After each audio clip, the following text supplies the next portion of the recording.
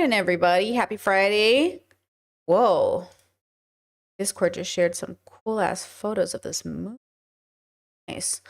All right, so we have three main stories today. To be honest with you, we just got back from the vet's office with a unplanned vet visit because Indiana was having like I don't know, like an emergency this morning, and then by the time we got to the vet, it kind of dissipated. It was so weird, just like a really rough morning. So I'm already rocked spoons wise, but in the and the three stories we're gonna cover are kind of spoon intensive. So let's try to get through this Friday the best we can. The best we can. Okay, with that said, and shout out to Indy, who's now currently drunk and walking around our living room like a drunk person. Oh, actually, wait, I was gonna leave the door open in case she wanted to come in here.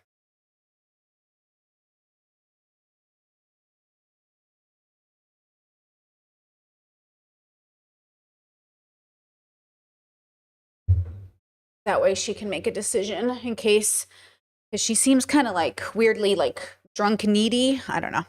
Anyways, all good. Okay. I will say though, when we were at the vet, I felt bad. It was like everybody was there because of a bad reason. There was this 18-year-old doggo who had a seizure in front of us and defecated, and it was so stressful. And his pet parents were like 80, and it was just like a really stressful situation. And honestly, I got teary-eyed like watching him have that. It was it was a really rough morning, but that is how it goes. At least the vet is so caring and everybody was really supportive, but I just feel so bad for those pet parents. The doggo, he was so small and so cute, and he was just so much pain. What I want to do first is I am going to start us off on sad stories. I just think it's like necessary. I want to give us some Nepal stories because people are looking for their family members. There's also like, I tried to look up ways to donate, but I'm getting like mixed signals. So I have some resources. Do your own research if you donate, but I want to talk about it because, my partner was just telling me that we actually have a lot of Nepalese here in Croatia, that apparently a lot of them come here for work, and a lot of them are like delivery drivers and stuff. And I started to realize like what if they have family, or what if they have friends, or what if they know somebody, and just like it always, the more we can bring it closer to home, I think the more we have like a deep empathy, and we remember that like people are people everywhere. And it's just like important, Okay, so some really sad stories, but I think necessary to talk about. So I'm just going to highlight some people's stories, okay? Okay, let's start here. And the rest of the group cleared the border control about 15 to 20. So this gentleman is looking for his parents. His parents were there. They were on a pilgrimage, I think, in relation to their religion, and he's waiting to hear from them.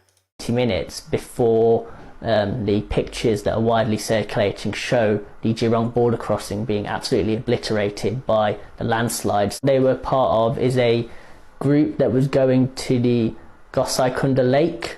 So that was a pilgrimage that would go through Nepal and into China, the Tibet area, to auspicious sites as part of their religious sort of beliefs. And unfortunately, they've been caught up in this landslide disaster. The last time I made contact with them was on Tuesday. They updated me on the itinerary of their trip and indicated to me that they would be looking to cross over into China the next day via the Jirong border crossing in Nepal. So we've tried to contact our parents by the usual means, WhatsApp and the internet. No calls are going through.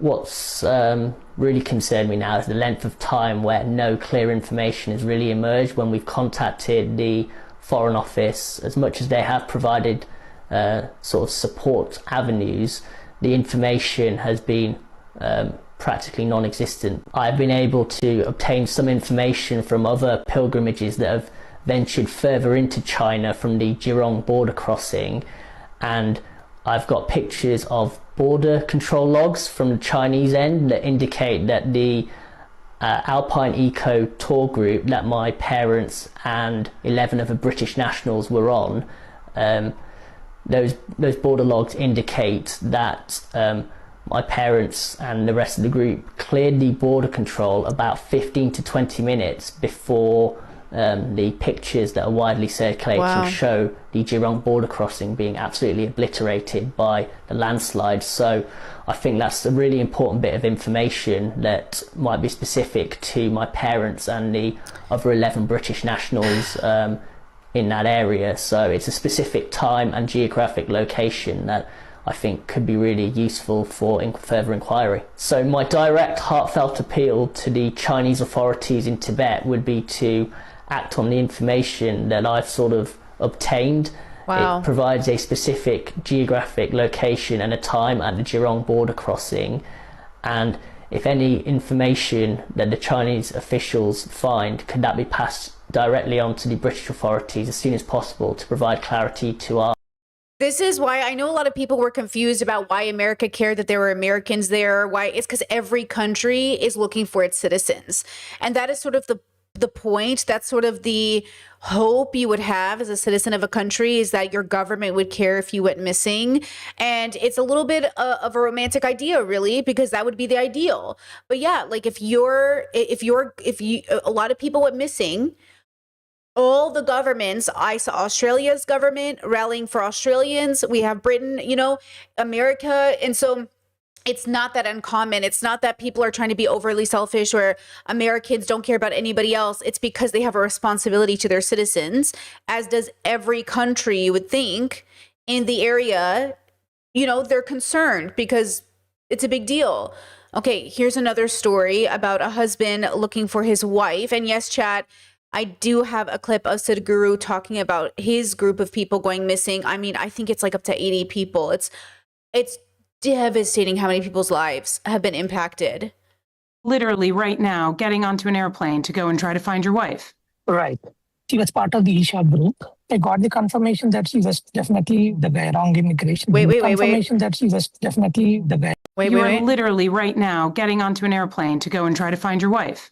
Right. So see how this is Sadhguru on this thing? So I think she's one of his in the group. Okay. She was part of the Isha group. I got the confirmation that she was definitely the wrong immigration building when this incident happened, because the group leader was in touch with the Isha Foundation when they were entering the building. After 10 minutes, the communication completely cut down. So she was on a pilgrimage in Tibet, correct? Right. And she was crossing back into Nepal? Yeah, she was coming back. I think I was in constant touch with her every day. So when she went to Manasarovar, when she went to Kailash, when she was returning, till Monday I was in contact with her, and Tuesday I think I did not hear back anything. But she confirmed that she's on the way back. So there's some trekking and all they have to do, and they will come back. The plan is they will come back to Nepal, Kathmandu, and from there she had a flight back to Hyderabad. They both went, my son and my wife. But yeah, obviously my son is like, he left with my family at Hyderabad, and she went for the trip. And the idea was to come back and go to my Hyderabad, pick him up, and then come back on August 31st for a return flight back to GF. Have you been in touch? It's so basically, if you think about his story, imagine the mom and the son are traveling. They think they're having a great time. They separate, go their own way, figure they'll meet up later. The son is a minor. Okay, he'll mention his age, I think at 13. And that's it. It's like the last time you're going to see your mom and you don't even know. Touch with your son? Yeah, I've been in touch with my son. He's 13 years old. I think, yeah, he's going through a lot of, hearing all the news. I think he's very upset. So that's what I'm trying to go there and be with him. Can you tell us a little bit about why your wife wanted to go on this pilgrimage, what it was about for her, what it meant for her? It was a lifetime dream to go visit Mount Kailash and all that. So she was part of the Isha Foundation from a while, and and she's been practicing all that. And it was a lifetime dream. Even I was supposed to go on something, but it was. Oh, Deepak, I'm so sorry. And it's a tough situation.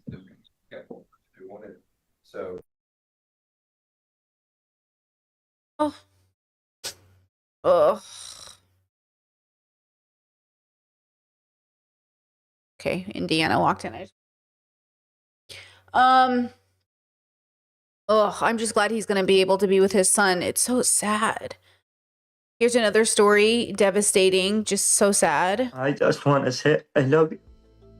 Jagannath Upadhyay, who lives in Pennsylvania, told CNN that his sister Tara, her husband, and their 2-year-old twin children are all missing in Nepal after the catastrophic floods. When his wife received a call early in the morning from another sister living in Nepal, he knew something was wrong. We were thinking there might be some kind of emergency or something. And then we looked at the news and we saw the news and we found that there was a huge flash flood and they were out of contact. Upadhyay says that he last spoke to his family a few days ago. They were planning to visit Nepal in October. They were so excited to see my boy as well. My boy is at the same age as their twin, and we're so excited to see their kids. We have never seen their kids, so this would be the first time. The missing family lives in housing provided by the hydropower station where Jagannath's brother-in-law works, he said. We have contacted the Nepal government, social media, my friend, colleague, everywhere we can contact. We have not have any update so far. More than 1,300 people are missing and hundreds confirmed to have died in the flash floods. Rescue efforts are underway. I just want to pray everybody who are out of reach are safe. I just pray to everybody. I just want to say I love. And the one last story I'll highlight today from Sadhguru's community, who the woman, his wife, the gentleman who was heading to go get his son, this is the group she was with. It's outside of Nashville in the rolling hills of Tennessee. We're in Warren County where there is such a deep feeling of sorrow here. The Isha Foundation of Inner Sciences is mourning after 77 followers and 3 volunteer staff members, which include 22 Americans, were at that immigration center with the shocking video of that catastrophic flood suddenly swallowing it whole. The founder, Jagadish Vasudev, known worldwide as Sadhguru, announced his group had gotten to the immigration crossing and checked in just minutes before that wall of water swallowed it whole. Speaking from Tibet, and Sadhguru posted on YouTube in tears, explaining to his volunteers and to groups that were there with him in Tibet what had happened. Their sobs pierced his sentences. At 9:05, he sent a message that they have arrived at the immigration. So literally the entire group was there in the building.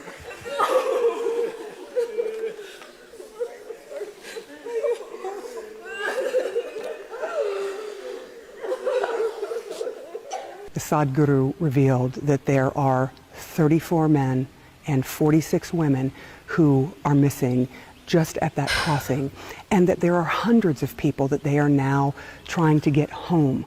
We're about... You know, some of the comments were like, wow, I've never seen somebody in charge like cry. And I think that's a very moving thing to see, but also just like how disconnected we are from our feelings. Like, this is really sad, you know? Now, I tried to look up some of the best ways to donate. I'm a little confused, to be honest, because apparently a lot of fake charities go up. So the best thing to do is obviously do your own research, but how to help Nepal flood victims. This is CNN, and CNN has like a donation page here. Also, the AP has a list of charities you can give to, but this one is the government of Nepal that has been the most recommended. And so again, do your own research, but I'll go ahead and link all 3 of these links. If you have a couple dollars and you're thinking about donating, just do your own research. But I'm, to be honest, a little unsure of the best one to choose just yet. But just keep that in mind. that those were the 3 that came up, at least when I looked it up, because some people asked for links and that's the best I could do. I just want to remind everybody, like, people's stories aren't just headlines to sell newspapers. It's somebody's real life. And that's why, once again, we move with compassion, and compassion means to suffer with. You know, that's what we're doing here. We're learning to see that people's suffering is just as important as ours, you know? Okay, we got to, again, as being a bit of a drunk cat. So she came in here, made a couple circles and left, and I'm just, she's fine. Okay.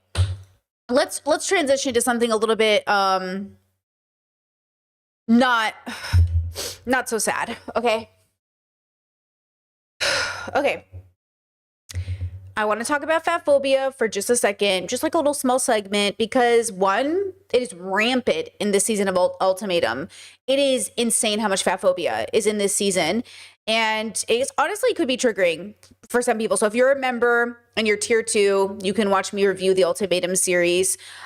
If you're not a member, though, you don't have to go to Ultimatum to see fat phobia, because social media is making a resurgence. Now, I know we've been talking about people, GLP-1s, getting skinny, getting too thin, but it's not just skinny influencers.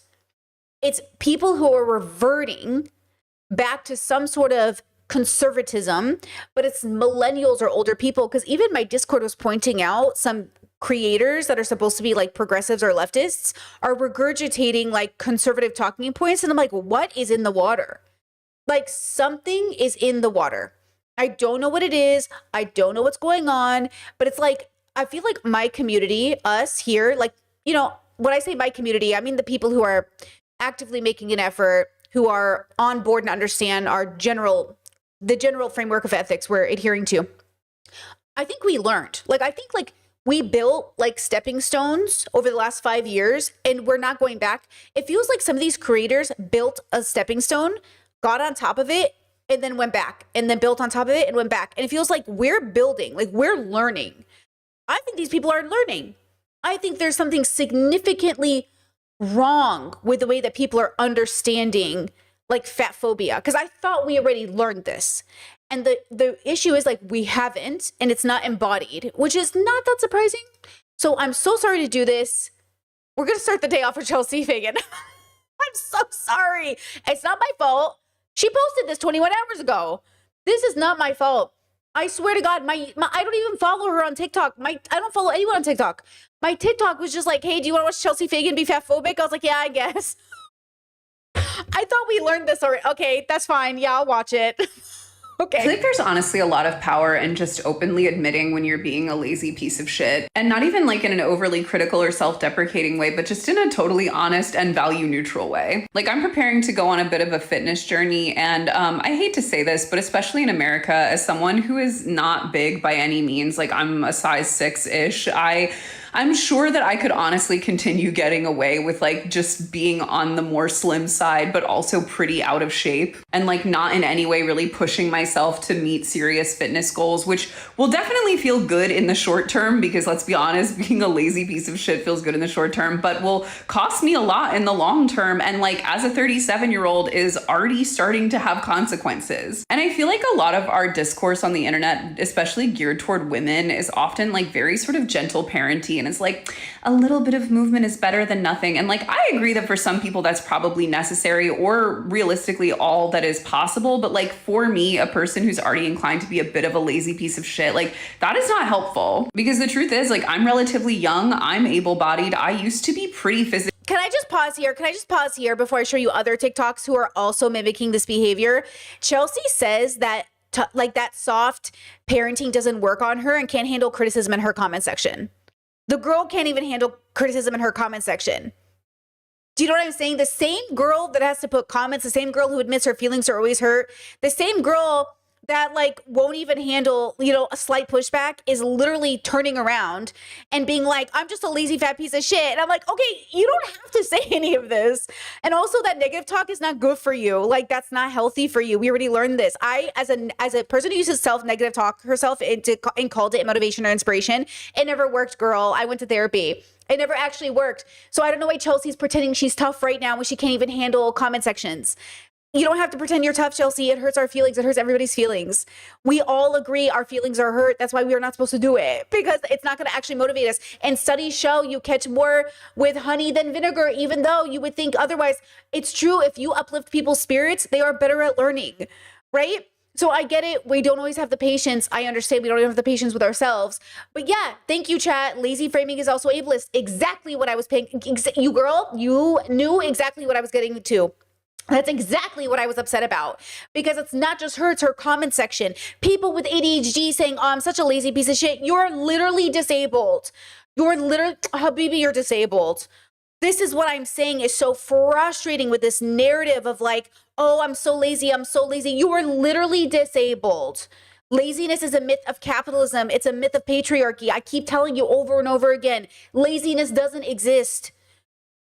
The problem is, and watch the rest of this because I'm going to explain it. You're not actually realizing you're getting old. You're getting slower. It's normal. It's natural. You're not lazy. You're just 40. You know what I mean? You're not lazy. You're tired. You're not lazy. You're disabled. Watch, listen to Chelsea. Listen to this. Fit. Like I used to do Pilates 4+ days a week. Listen. She goes, I used to. Yeah, Chelsea, when you were a different person with a different body.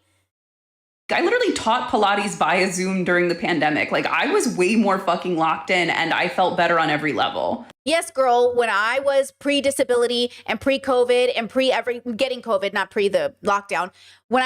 Yes, I was amazing. Now I'm sick.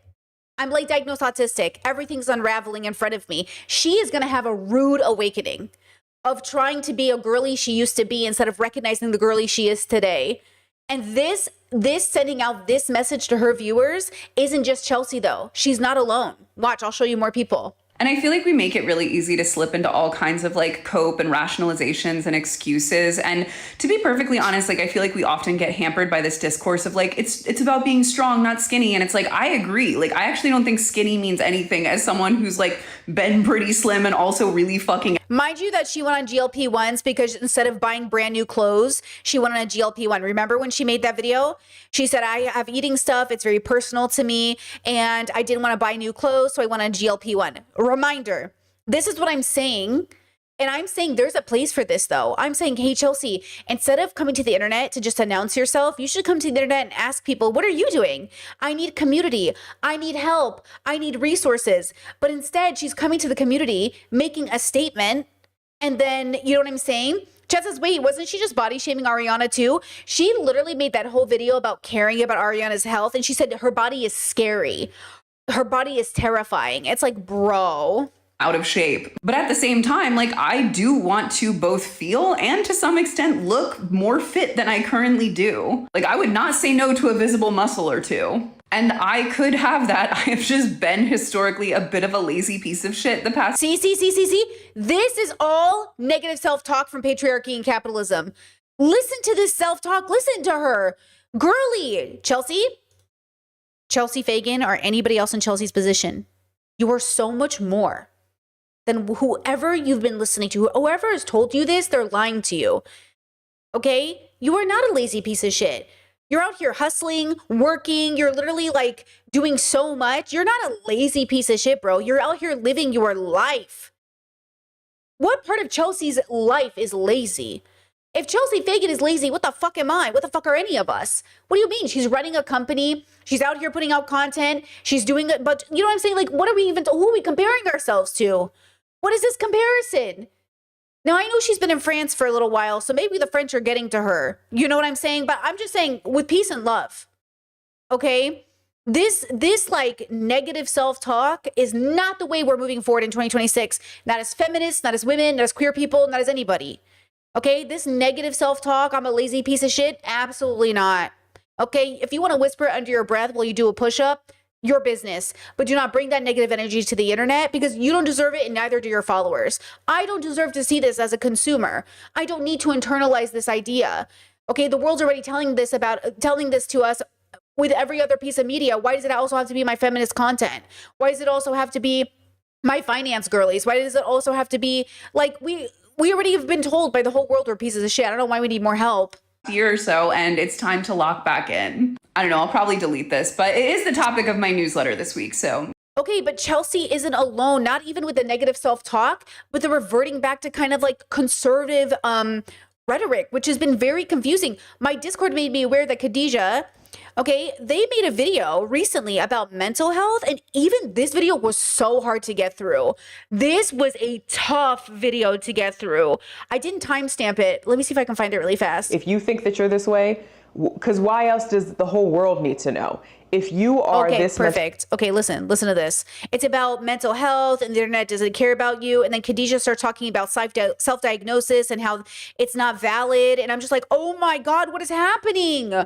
What is going on? Why is everyone reverting to conservative talking points? Oh, no, you can't self-diagnose. You need a professional to do that. Listen. Did my video. I think I did a video talking about Amanda Seales, or maybe in a live stream or something. I was trying to be understanding of somebody self-diagnosing, but also like bringing up the like, But yeah, where I stand now is like, girl, no, you can't self-diagnose. You need a professional to do that. And if you are going to self-diagnose, don't get on the internet talking about how you have a thing, because you self-diagnosed. Keep that in the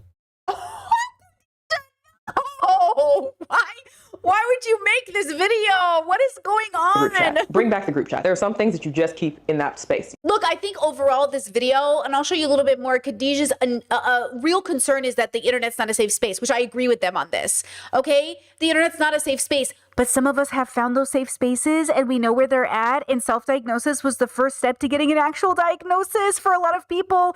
And a lot of people with with peace and love, some of my friends do not need a formal diagnosis. We know they have autism. We know they're autistic, okay? And so like, again, I feel like there's something going on here where I thought we learned this. I thought we already embodied this. I thought we already, and so yeah, just keep in mind, do not take for granted how much you guys are learning.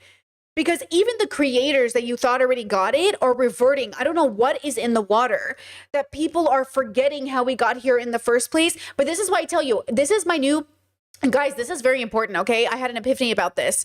I will not decide my philosophy or politics based off of the people in the party, the people in the group, because you guys you need therapy, okay?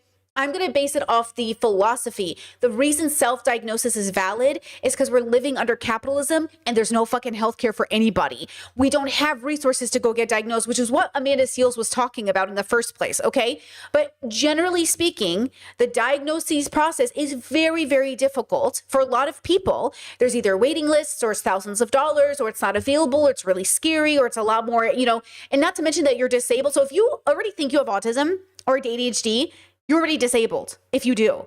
And so now, whether you have a diagnosis or not, you're still disabled. And you have to figure out how to do the paperwork. And you have to figure out how to make your appointment. And you have to figure out how to do these things. And if you are autistic ADHD, it's going to be harder. Okay? When I did my autism diagnosis, I had to write like a 7-page essay about my life, basically. And I waited till the very last minute to do that. I booked my appointment like 6 months in advance. And literally, I was like, oh, I should do that. Yeah, I should do that. And I was like, oh, paperwork. And I was like, see, this is the disability part. I was like, oh, okay, I gotta do it. Oh, it's due in 24 hours. Got it. I was due in 36 hours, whatever it was. I don't remember, but it was really close. Like I started it like really close.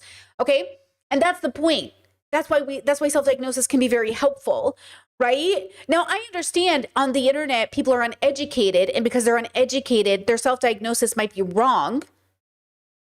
But they're wrong about a lot of things, whether that hair color looks good on them, whether, their favorite band is XYZ or their favorite color. Like, who cares? Let people be wrong. Who cares? Let people be wrong about, I don't know. Like, they're not hurting me by not knowing if they're diagnosed autistic. Like, I don't, you know what I mean? You know who they are hurting, though? Maybe themselves, maybe nobody. Like, that's the thing, maybe nobody. So I just feel like what is this narrative that we're pushing out here? Not to mention that AFAB people or people who are women in any generalization of that word, femme, whatever you want to say, there's just like a group of people that have a harder time getting diagnosed with autism generally. You know what I'm saying? So it's just like really not the greatest, you know? I understand. Maybe you think you have BPD, maybe you don't, maybe you have CPTSD, maybe you don't. Again, and just can I just please say this out loud? My therapist diagnosed me like day 1 BPD. I wouldn't even be diagnosed now. So even a diagnosis is a temporary label we put on ourselves to help ourselves understand where we're at. You know what I mean? It's not like your therapist can misdiagnose you, or it's not like your therapist could diagnose you and then you get diagnosed differently. The whole point is that, yes, go to a medical professional. I love a medical professional. I'm a big proponent of it. I also understand that it's not as easy or understood as you think. Okay. You know what I'm saying? If you think that you're this way, because why else does the whole world need to know? If you are this mental health diagnosis, right? And I'm going to talk about my own relationship with sharing things with y'all and all that stuff in the extended cut. But if you are dealing with certain mental health issues, shouldn't it be that the people that are closest to you are the ones that you are telling these things to so that they know how to treat you and how to handle things and all that stuff? Does it need to be for strangers, right? Some of us, it's like, no, I want people to be able to see that you can have this disorder or this, that, and the third and still live a normal life and this and whatever. Fair. But this is just where our personal ideologies differ then, because I am. Okay, so just mind you, I haven't even told my parents I'm autistic because they're not going to accept it. So yeah, like I hear Khadijah saying that like ultimately your friends and family should know. But I guess this is my job and I openly share things. Look, I don't share everything with you guys, but I'm happy to share things like that. Especially since, to be honest, my audience really encouraged me to get that diagnosis because they're like, Brittany, you have a lot of autistic people here. Are you sure you're not autistic? So that's the irony. That's sort of the irony of Khadijah saying this. Like, you guys, plus my personal friends, it's true. My personal friends were like, Brittany, you're autistic. But you guys were another part of that process. Because I remember going to my personal friends and being like, my audience thinks I'm autistic. Isn't that ridiculous? And my friends were like, oh, Brittany, not all my friends. Some of my friends were like, there's no way you're autistic. I was like, there's no way I'm autistic. But then some of my friends who are autistic were like, Britt, you're autistic. And I was like, they're like, why do you think we're friends? And I was like, oh. And then I ended up being autistic. I had 2 doctors tell me that. So, you know what I'm saying? I'm learning more and more about myself and learning that, the internet's not a safe place for most people's mental health issues to be shared. And as much as you can stand in your truth and your light, and it is important to see people that struggle the same way you do, I also think we need to we need to start to rein it in a bit, okay? Lovingly. It's also hard because no matter if the person giving you mental... Just a reminder, Khadijah uses they, them pronouns. Chat, I see you using she, her. Khadijah uses they, them pronouns. And look, Khadijah had left the internet a few months ago because they said that they were struggling and then they came back to the internet. So my theory is that Khadijah is struggling on the internet. And because Khadijah is struggling, I think they're part of that. And I get it because like Khadijah's beautiful, but Khadijah's also a darker skinned black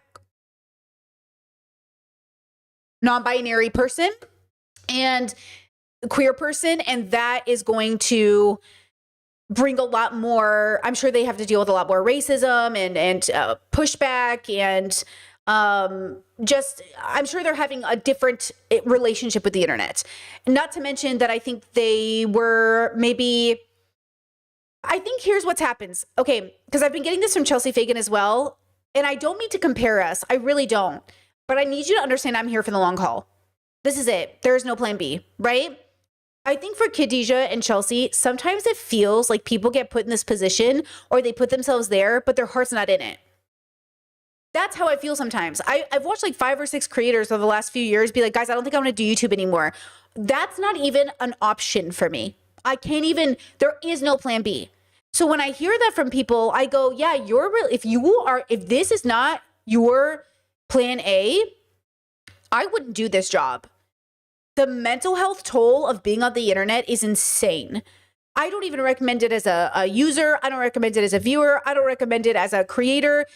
It is not a safe space for your mental health.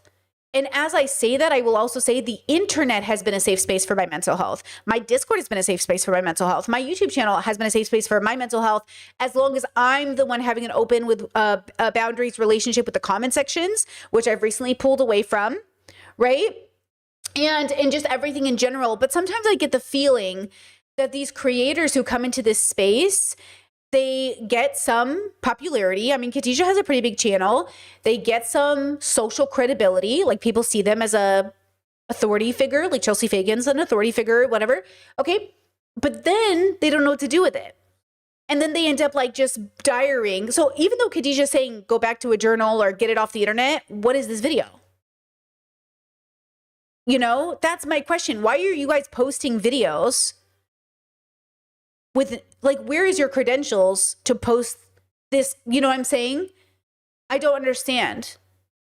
And especially for the reason we're so terrified about kids losing the internet is queer, neurodivergent, disabled kids won't have anywhere to go.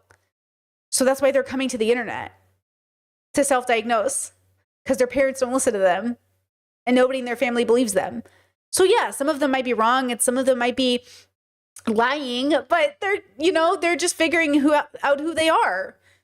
You know what I mean? Health advice online is a professional or not.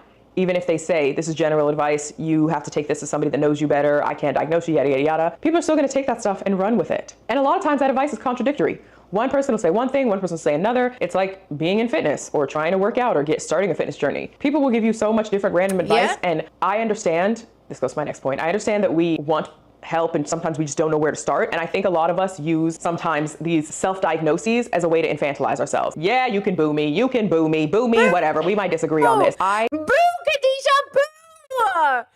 Boo! Have you and Chelsea been hanging out? Boo! Understand that the internet, again, decentralizes, democratizes a lot of shit. So you're able to go, oh my gosh, I never heard about. Okay, Chelsea and Khadijah make the same mistake.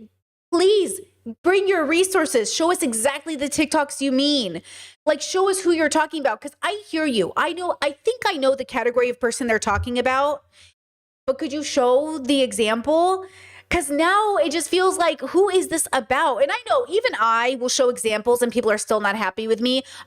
Look, I did my due diligence. I showed you examples. If you still don't get it, it's fine. But I know that ultimately I am coming from a place that says, like, eradicate ableism, like, no need to talk down on people seeking self-diagnosis. Like, what are we doing here? And it just feels like punching down. I don't know why we're doing it. Now, Khadijah mentions the working out thing. Look at this theme that I see coming across my TikTok.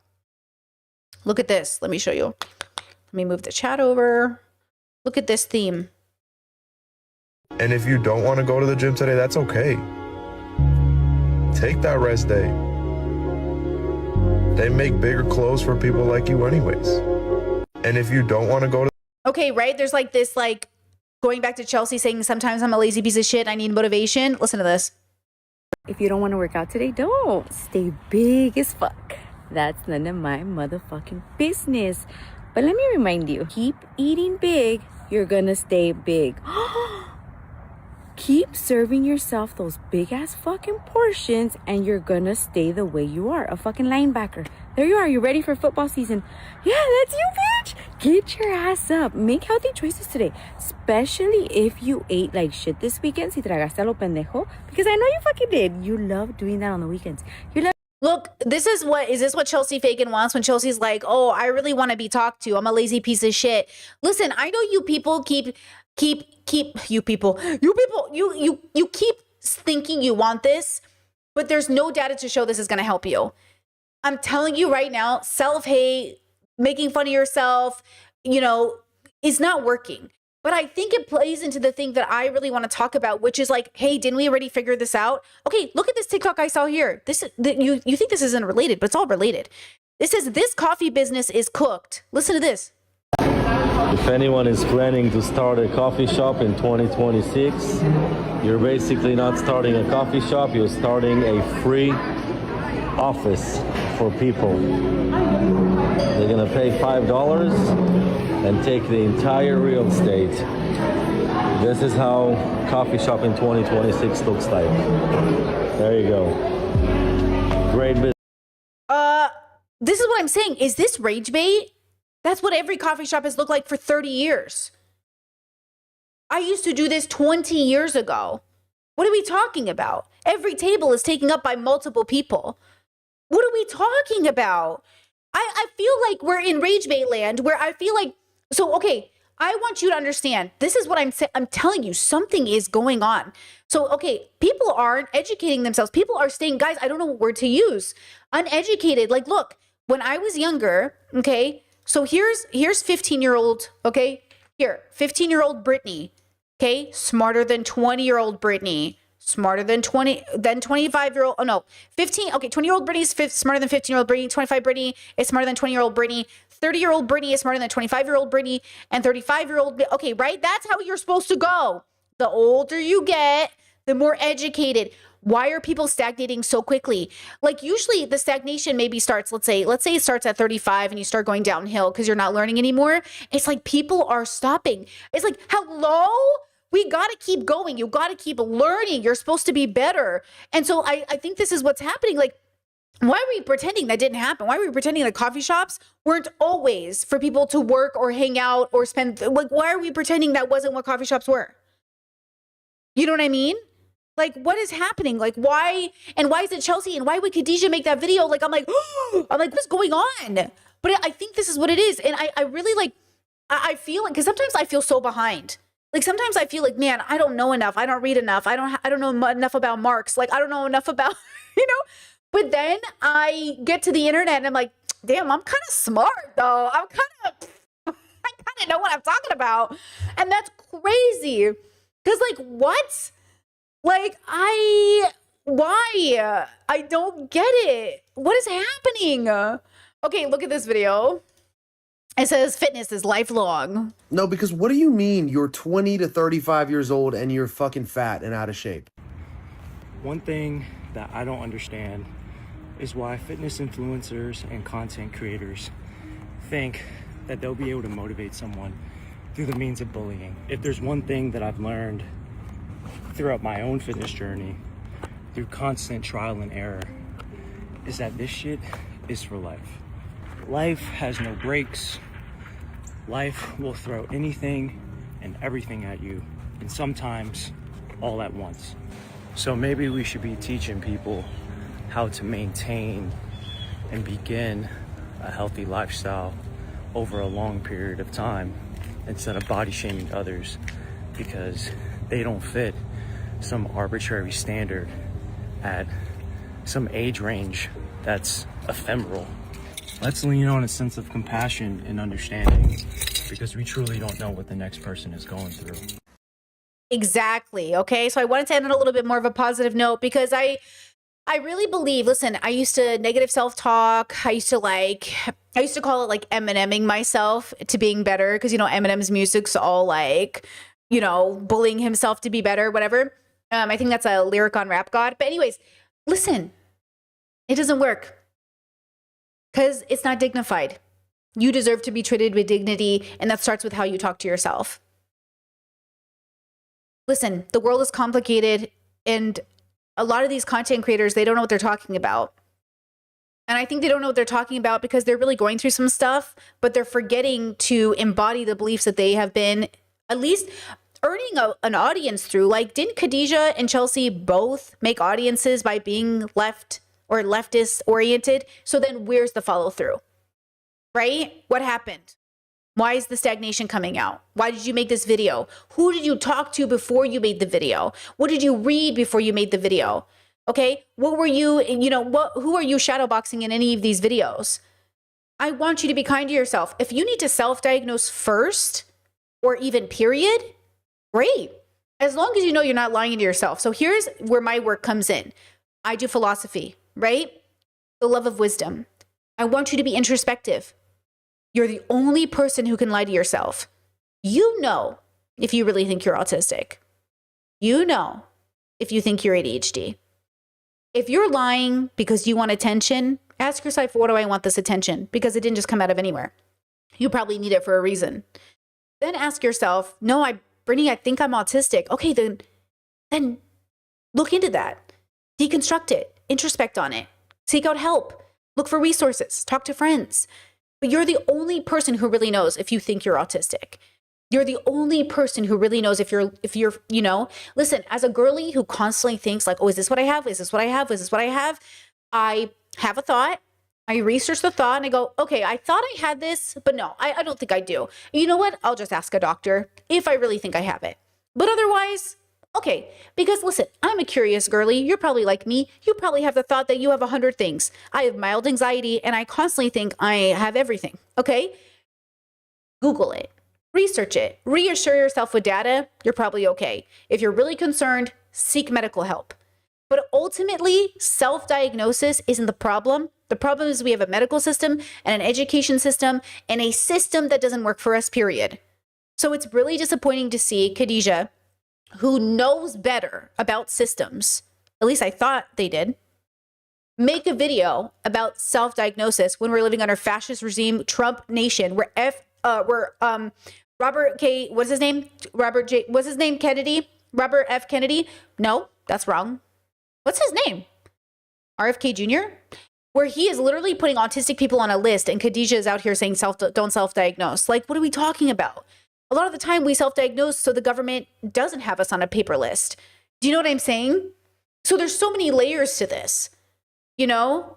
And I just feel like that part of the video was missing from the reality of what we're facing in terms of fascism. Now, to Khadijah's credit, and I think this is important, they were talking about Perez Hilton self-harming on TikTok and talking about how the internet isn't a safe space for you and Gabby Hanna and all these things. That is true. If you are genuinely suffering with your mental health, I don't recommend you post about it. Pause. Because the internet doesn't care about you. So I do agree with Khadijah there, but I think Khadijah needs to separate these two people. People who are truly suffering, like if you're having like a manic episode, maybe don't get on TikTok Live. You know what I'm saying? But then that's kind of insinuating that during a manic episode, you would have the tools to not go on TikTok Live. So it's kind of like I don't know that is possible. Like, you know, I don't know if that's how that works. I'm not a professional. So, you know, I think there's something here that maybe Khadijah was thinking that might be valid. Something here for Chelsea to, you know, I want to get in shape, blah, blah, blah. But ultimately, compassion, love, and patience. Compassion, love, and patience. You know, I'll just talk about my body for a second. So trigger warning about body stuff. I've been working out, I've been getting into shape. And, you know, when I flex my arms, they don't look how I want them to look. They looked better 6-7 months ago, but I've been slower on my coming back. So right now, this is what they look like, but they're nowhere near what they look like just last year. So I've been feeling kind of negative about my body because I'm like, where did they go and what's happening? And then I told myself, Brittany, they're exactly where they need to be. And so I flex on stream, even though there's not much to show, because it's a reminder that like, this is still good. And it makes me feel better about myself. I think sometimes on the internet, we're told we can only flex when there's something to show off. I flex, period. And it really has been helping me. And I do recommend you do that as much as possible. I also sent a video. My sister and I share a lot of fitness stuff with each other because my sister also has some guns and she's a gym girly. And I sent a body video to my sister. I said, okay, here's where I'm at. And I'm not where I want to be. But, you know, sending that video to my sister, I realized I was closer than I thought. I was like, oh, I'm so glad, because I was sitting here like getting down on myself. Like, man, I just feel like it's not working. It's not working. But, you know, the irony, girls. So I'm not as firm as I want to be. I'm not as big with my muscles. But you know what's crazy is my butt is getting bigger. Because I was like, you know, trying to put on some pants. I was laying in positions and I was like, now hold on a second, because my butt's already big, but I'm trying to get it like as naturally big as possible, you know? And I do see a difference. I feel a difference. My partner feels a difference. And I'm like, okay, it's working. And even my sister was like, you're trying to get your butt bigger? I was like, bigger, girl, bigger. And she was like, Brittany. And I was like, listen, okay, I gotta own it while I got it, you know? But I think what's been helping is realizing like, oh, I am closer than I think I am. I'm getting where I want to go. It's slow, but it's working. And that's the point, is like, it's not supposed to go overnight, because I'm trying to do it the healthiest, absolute way possible. I'm trying to go, you know, very slow in my calorie deficit. I mean, really. Oh, and by the way, can I just say this, girls? If you are a petite girly, make sure you're watching petite creators. I made that mistake for most of my fitness journey. And I was so upset, like, why isn't it working? And what's going on? It's because I forget I'm 5'1". All these metrics, all these calculators are apparently for people 5'4" and above. 5'4", do I look like a giant to you? So if you are a 5'1", you need to be watching 5'1". Okay, you need to be watching the petite people, because the rules for us are different. Apparently petite and small people burn less calories. There's just like less energy needed to take care of our bodies because we're so small. So like when people talk about calorie deficits and working out and running and all these steps, it's so different for us. And I didn't know that this whole time. So everybody, like, if you are short like me, you need to like rethink about and then hire a professional if you want to. But I'm just like trusting these 5'1" athletes. That's what I'm using. There's 5'1" professionals on TikTok, and I'm like, I'm just following them. Like I go to the girls, I go to the 5'1s, and I go, I'm off, do what they're doing. You know what I mean? So anyways, when we have these conversations, I just want you to be compassionate to yourself and love yourself and know that it's hard out here. But I hate seeing people I love and respect, love parasocially and, respect professionally, make content that just sounds like I'm back in my conservative parents' household. Damn, that's rough, you know? So take care of yourselves. I know the internet's really getting fat phobic, even more than normal. I mean, it's always been fat phobic, but it's getting even the people you don't expect it to come from. You're like, really? That's crazy. Okay. So just don't listen to them. You don't have to be skinny. You don't have to be nothing. You don't have to be weak. You don't have to be strong. You don't have to be anything. You can just be comfortable in your body. You're allowed to give yourself permission to be comfortable in your body. It's really important, you know? Yeah, chat says radical acceptance even at your lowest, you know? Chat says you look much taller in my head. Everybody always says that. I know. It's my Taurus energy. Okay. Anyways, now we can move off that topic. Okay. La la la la la. La la la la la. Oof, this next one's not easy though. Okay, let me see here. Chat said, have you talked about Lindsay Clancy? I haven't really talked about it or deep dive. To be honest with you, I am extra sensitive when it comes to psychosis stories because my friend went through psychosis and it was a life-changing experience. And I just know the world isn't ready to really understand it. And I am empathetic to all these people who go through it, period, all the time. And I'm sick of people, just casually talking about it. Like it's not a completely, like, I just don't trust the internet to talk about anything at this point. Yeah, Dr. K did a pretty good analysis of it. I did see some of Dr. K's analysis of it, and what I did see was good. I didn't finish it though, so take that with a grain of salt. But what I did see, he was very compassionate towards her, but I didn't finish it, you know? But it was, I'm really sensitive about it. Psychosis is real. It's so fucking real. And your friends and family, they just don't know what they're doing. They're really out of it. You know, even if they're there for a second, they're not there all the time. It's very hard. And if they don't have a strong community around them, they will hurt themselves and others. And they should not go to prison. I'm sorry. Prison systems are bullshit. Like, imagine that was you. Like, that's what I'm saying. Everybody talks a big game about who should go to prison until you realize that could be you. That could be you. You don't think it could be you, and that's why you don't care. But it could be you because you don't choose psychosis. It chooses you.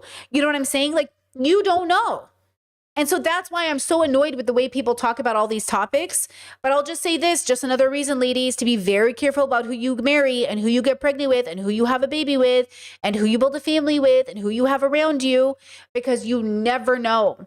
Okay? You just never know. And my heart goes out to every person who's in psychosis and has no one to call them, no bestie to be like, yo, something's wrong. Because my friend had called me and I said, hey, are you okay, dude? And they're like, yeah, bro, I'm good, bro. And I was like, something is wrong. I call friends, family. I was like, something is wrong, bro. And they're like, really? I was like, something's off. And boom, I'm telling you right now, like, that's why even when I watch people on the internet and I'm like, oh, this is psychosis, I just like, people are alone. They're really alone in the world. And the worst part is not like you can ask the institutions to come help. It's not like police are any better. Police will see a person in psychosis and shoot them, you know, not all the time, but a lot of the time, you know, and so you got to be very careful. But yeah, I'm sad for those kids. I'm sad for her. Just sad all around, bro. It's really devastating. You know, this is why it's so serious. Like, don't be afraid of your family and friends. Be concerned. If you move out of fear, like, oh, they're so scary, they're in psychosis. They're not the scary ones. What's scary is what's happening to them. Do you know what I mean? Right? Like, what's sad is what's happening to them. Like, imagine being in a brain that isn't processing information correctly to such an extent that they like are hearing things and seeing things. And this is what I'm saying. My friend was hearing things like auditory messages, voices. Like, they would be like, oh my gosh, Brittany, do you hear that bird? And I was like, that bird right there? And they're like, yeah. And I'm like, no, I don't hear it. And they're like, Brittany, they're talking to me. I was like, what are they saying? And they're saying there's like a meteor coming and Russia's going to kill everybody. I'm like, Russia? And she was like, yeah, like there's a bomb. There's like a nuke coming. And I was like, there's a nuke coming. And it was just like so real for them, you know? And they were told that they had to like, they have to kill me because I might, what did they say? They said they have to kill me because I might kill them, or if they don't kill me, their whole family will die, something like this. And I said, well, you could try to stab me, but I am quicker and faster than you, so make good decisions. You know, I was like, listen, it was a lot of like, look, bro, okay, I was not afraid of my friend because ultimately I knew my friend was suffering. Like, it's not their fault that they were like, hey, there's like a voice in my head. I was like, I get it. And now they're fine. Everything's, you know, they're doing so good. They're back to work. They're living their life. They're in their own apartment. Everything's fine. You know, like I could say back to normal, but you know, you're just a different person after, but like they're back to normal basically, you know? Chet says, what are some of the signs so we realize it early? Genuinely, this is what it was with my friend. They sounded normal, but with a twist. So they were calling me and they were talking about activism, but the way that they were talking about it didn't sound right. Because they were saying things like, I think we can save all of this continent. I was like, the whole continent? They're like, yeah. And I was like, what do you mean? Like, I was talking to them seriously, like, hey, because they're into politics and stuff. And we were talking about politics. And I was like, but what you're saying doesn't make sense. Like, how are we going to save them? And they're like, oh, this is how we're going to save them. I was like, who's going to save them? And they're like, we're going to save them. I was like, who's we? We? And they were saying things that didn't make sense, but could have sounded like them if you didn't know them. And I was like, I was like, well, what about your work and what about life? Do you know what I'm saying? You know, there was like the way they were talking just didn't, you know, it didn't make sense. And also my friend was isolated because it was during lockdown, which did not help. And I understand. I'm not saying we shouldn't have locked down. I'm saying it would have been better to lock down with a buddy. Okay. Because being alone for that long of a time is really bad. They were smoking weed all day and they weren't sleeping. Okay.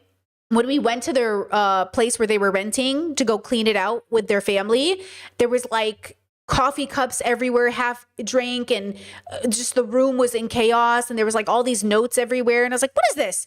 When I first saw it, I was like, oh my God, it's like that movie, A Wonderful Mind. It's like schizophrenia, but it's not. But we induced psychosis. It was just like a perfect storm. So now they're sober, actually. My friend, well, not sober, but my friend doesn't do any weed, any psychedelics, nothing, which, you know, is kind of sad sometimes because who doesn't love weed? But like, yeah, it is what it is. And they're better for it generally. Like they don't smoke any weed, no edibles, nothing, no shrooms, no acid, even though they've done all those things, no more. Okay. Because you just didn't want to risk it, you know? So again, just be careful. Be careful, but also be compassionate because they're the ones really going through it. I think sometimes we're so fucking selfish. We're like, oh, look at the way we're suffering. They're in psychosis. Like, yes, we're suffering. Yes, our pain is real. It's true. It was very hard on everybody. But imagine how bad it is for them. Like, imagine how, you know what I'm saying? Like, yes, it's bad, but okay. Okay. As we talk about psychosis, okay, so speaking of psychosis and being very compassionate, the reason the story about Reggie Watts was so devastating is because of the psychosis that his then girlfriend Catherine had that eventually led to her taking her life and him abandoning their relationship. Because she had done a ketamine trip so bad or done drugs so severely that the Rolling Stone had to write this article about him. So I'm about halfway through the article. And then halfway through the article, so the first half of the article, okay, this is Reggie Watts. The first half of the article is basically about their relationship and how they met and how the friends didn't like the way he was taking over her life. And she seemed to abandon, a lot of her goals. He was polyamorous when they met, but he made an exception for her and became monogamous, but then it became too much. Okay. So I'm reading this article. I go to her Instagram to check it out. This is her Instagram. It's still up, even though she's passed now. This is 72 weeks ago. Here's the group of them. She's the one with the curly hair at the bottom. She said, I've never met someone who savors being alive more than Reggie. Happy birthday, my love. Here's to many more years of dancing, fast cars, silly voices, and late nights, and making strangers into friends. Thank you for touching down on our planet 53 years ago and deciding to stay. When she got psychosis, he abandoned her. He introduced her, came into her life, and now she's no longer on the planet, right? 5 of his ex-girlfriends have come out to speak on it, and all of them have stories similar to hers. They just got out and made it out alive. Okay? So she writes, I've never met someone who likes being alive more. For a guy who likes being alive more, he's really not, sober for it. Like, how much of life do you really enjoy if you have to be high for it all the time? You know what I mean? I love drugs. I love being high. But I do not believe people who are high 24/7, generally speaking, I'm making a generalization, actually enjoy life. Because life is so good sober. Like, no, not sober. Like, you're not taking anything. I mean, not intoxicated. That it feels kind of strange that you would need to be high all the time in order to enjoy it, right? I say that as it relates to this category of person, right? Now, the article starting here, I kind of want to read it to you. So in the statement, Watt's attorney didn't respond to questions about the prominent use of drugs in his and McCullough's relationship. However, he claimed that McCullough was already an experienced drug user and had taken ketamine prior to when she met Watts and didn't need to encourage her to partake in a substance use with him. So here's the problem. So if you do drugs, then anything bad that happens to you is because you're a drug user. If you have sex with people, everything that happens to you is because you had sex with people. So then, if you don't take drugs and you don't have sex, now you're a prude who doesn't live life. You can never win in this world. That's why a world that really cares about its people will do it safely, within reason. People tell stories in this article about how he shows up to parties, offers people pills, all kinds of things that would land normal people in prison. But because he's a celebrity with status, he can give them out to people without asking questions. It's not like Reggie was going up to every single individual person and saying, are you on any meds? Are you okay tonight? No, he was just passing out drugs. And people said, if you wanted to get high off something, like you didn't know what it was, go to Reggie. And Reggie was like a walking pharmacy, at least according to this article. McCullough's friends, the escalation was jarring. Catherine, to us, was not a rock star or a psychonaut, and clearly was having moments where she wasn't keeping up and faltering. Her close friend Travis Burley says McCullough would later detail her extensive drug use in her notes app, claiming that she nearly died from the chemical inhalant amyl nitrate, had K-hold extremely hard many times, and once severely overdosed on MDMA. It does not appear she sought medical help in these instances. Well, obviously, like, very common. Okay. McCullough told her friend John from the amyl nitrate incident, which occurred within 6 months of dating Watts, saying Watts had given her too much and she could feel her heart stopping. Watts said to give her a bump of cocaine to push adrenaline back into her system. John says McCullough told him. When John voiced concern, she brushed him off, countering that she was safe and Watts had taken care of her. Look, I'm all about drug use, but not this kind. Not like this. This is not what I'm saying about safe drug use. Okay? This is not safe drug use. Give her a fucking of cocaine so she can fucking get, what are we talking about here? Brylan May, who met McCullough through her legal internship at the Writers Guild of America West in 2014, recalls once seeing McCullough snort a line of cocaine at a party and immediately throw up. Watts didn't move a muscle. May says, instead, Watts reasoned McCullough must not have had enough water that day. There were a lot of physical moments of vulnerability that Catherine found herself in that she normalized, John adds. But she wouldn't have found herself in those situations without the reality that it was herself in this situation without the reality that it was imposed on her by Reggie. He was the instigator. So mind you, he also won't allow drugs to be the reason anybody dies. Here's the thing. Some drugs will kill you. Okay. Again, we're not conservatives. We don't believe in legalizing drugs. We believe in taking drugs safely. So yes, there's always a risk with drugs, just like there's a risk of jumping out of an airplane, but you're still going to do your safety checks and you're still going to go with someone who knows what they're doing. It sounds like Watts is the kind of guy that pushes you out of the airplane without a parachute and says like, oh, but skydiving didn't kill you. Well, not having a parachute certainly did. And in his case, it's like the unsafe activity around the drugs. Like I said, I've jumped out of an airplane 3 times. I've done a lot of drugs in my life. Be safe. Be safe. You deserve the privilege of being safe with your drug use. Okay? Rolling Stone spoke to 5 women who dated Watts over the past 2 decades, whose combined experiences showcase a pattern of what some describe as reckless, selfish behavior from Watts that manifested in different ways across his relationships and led to potentially precarious moments. Substances have always been a major part of Watts's life, according to the 3 women who recall how he'd encouraged them to use drugs with him. A decade ago, Watts seemed almost interested in weed and THC-based. Mostly interested in weed and THC-based drinks. Claire, who had dated Watts in 2016 and requested a pseudonym to protect her privacy, says he was constantly ushering her to join him to get high. The context was usually around, you're always telling me all the things that make you feel bad, and I'm giving you something that would make you feel good, and you're not letting me help you feel good. Ooh. Okay. During the pandemic, according to the 2 of the women, Watts began experimenting with ketamine and kratom, a substance from a tropical tree's leaves that acts as a natural stimulant in smaller doses and a powerful sedative in higher amounts. Olivia, who also requested a pseudonym to protect her privacy, began casually seeing Watts in 2020 and says Watts was very insistent on me trying ketamine and was espousing expansive, almost theological-like reasons to get her to agree. Watts would offer her a hero dose, a particularly large quantity, which she adamantly refused. But maybe if someone was more open, she says, maybe they got the hero dose without stopping. This is typical. There is a type of person who's always egging you on. This is why I say I learned informed consent from BDSM Dungeons, because before you even do anything next, you have to ask, is this okay? Is this okay? Is this okay? You can't just throw people into the deep end. It's culturally looked down upon. So this would not be okay. Mind you, all the deep BDSM dungeons I ever played at were sober. You weren't even allowed to be high or drunk anyways. So like, because people, you know what I mean? Like there's a safety measure taken into consideration. So hearing this, I'm not surprised there are those people. I think a lot of people also do it to make themselves feel normal. Like, I don't know if he did it to make himself feel normal, but I wouldn't be surprised.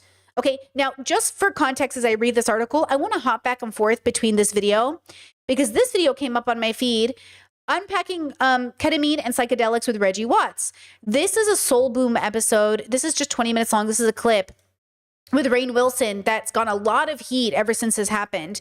And I want you to see some of it just to get the energy. This is, hold on, this was posted 7 months ago.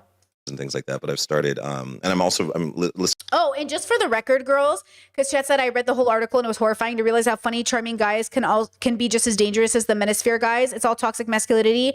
Yes, and it cost me $8. Did you pay $7.99? It cost me $7.99.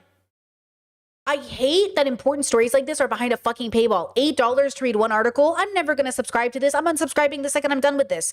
Like $8 to read an article about an abuser? Jesus Christ. This is what they did with Andrew Huberman too. They made me pay to read this article about him abusing 5 different women. Like, I hate that. I hate that they put this stuff behind these paywalls. To the audiobook. Do you know the author, Brandon Sanderson? Yeah, the fantasy guy. Yeah, fantasy guy. My son loves Brandon Sanderson. Oh, really? Not really. So, okay. Well, I'm listening to Mistborn, the Mistborn series, which I'd heard as a single narrator, as an audiobook, but now I've discovered graphic audio. Have you ever heard of that? No.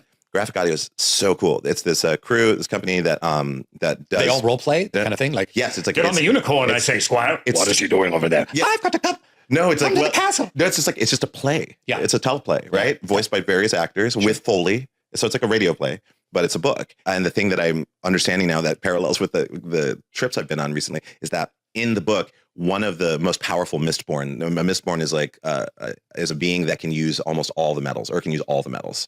So this powerful Mistborn has now transcended into a God consciousness. And so the author is like describing them, like instead of traveling to places, they just appear. Their consciousness appears in a location and it has full awareness of what's going on. And I was thinking about that because ketamine brings about that type of a brain space where you feel like you're processing 3 different realities at once, but they're happening simultaneously. You're not switching between them. They're all happening simultaneously. So I'm hearing a conversation. Chet says Catherine's friends and family were posting the paywall free link to the article. That's how I read it. What? Oh my God, I want smart. I love that. Conversation over here that people are having. I'm listening to that conversation. I'm thinking about the future of human consciousness. I'm just analyzing the way that I'm feeling in that current moment. It's all happening synergistically all at once. And so what that led me to believe is like, oh, well, if consciousness, like energy, like everything's just information and it's energy, and consciousness is consciousness, but like it's playing an exercise in a game by like creating separation and all these things and this conflict as an exercise of consciousness itself, running millions of infinite simulations constantly, just consciousness. And so it's cool that I'm reading that book, but also having those trips at the same time where it's kind of described. So point is like, perhaps we will discover some kind of a hidden interconnection between all human beings. Like when we have intuitions, or when you say something at the same time someone's saying something, and then what's that? And you, well, but okay. Now this is trippy because now I know we're at the singularity. Welcome to singularity, everybody. For the record, I don't like Rainn Wilson. And I don't really like Reggie Watts now. I never liked him before, to be fair. I didn't know who he was very much. But this, I hate, because I do philosophy work and because my work often gets mistaken for like this pseudo-intellectual, egotistical man philosophy, and because like it's so fucking real, the fact that we exist and people are always looking for answers, it's just they always turn to these like celebrity men who are so narcissistic. And it's because under patriarchy, like women won't get the credit. And even women women do fall into some new age bubbles that are really ridiculous. But it's like, when we have these conversations, it's just really frustrating to watch these like men talk out of their ass and then look at the trail behind them. Like I remember when Rainn Wilson is like, oh, I'm Baha'i, we should all get along. Except if you look into being Baha'i, like it's also misogynistic and like, homophobic. And so it's like, what's the point of that, Rainn Wilson? Or Reggie Wilson with this track of 5, former girlfriends and one dead girlfriend, Catherine, who can't even speak for themselves because, you know what I'm saying? It's like all these men get all this social credit for being like these rich, famous men who love drugs and spirituality and philosophy. But then you look at their life and look at the victims in their wake. And it's just like, you're quite the psychedelic traveler. I've spoken against psychedelics on the show before. And I truly, because partially I get a little judgy around it, and help me understand this because number one, I'm sober. So I don't want to do drugs because I've had issues with dependence on drugs. Sure. And I do think that a lot of people that are exploring the multiverse through psychedelics could be exploring mind expansion in meditation and travel and in thought experiments and in dreaming and in the creation of art, and are using it as a shortcut. Number one. I've also met a guy who I knew pretty well who fried his brain on microdosing on acid. And it's too bad. It's like, they don't really talk about that, but it does happen. And people talk about Elon Musk going on his crazy, sledgehammering of Washington, D.C. because when you're on ketamine or you use it regularly, you kind of feel that you can do anything. There is kind of it brings out your inner narcissist in a way. Yeah. I wonder too, so help me to understand this because, and Matthew Perry, who I knew, died of a ketamine overdose because he was medicating. It wasn't ketamine.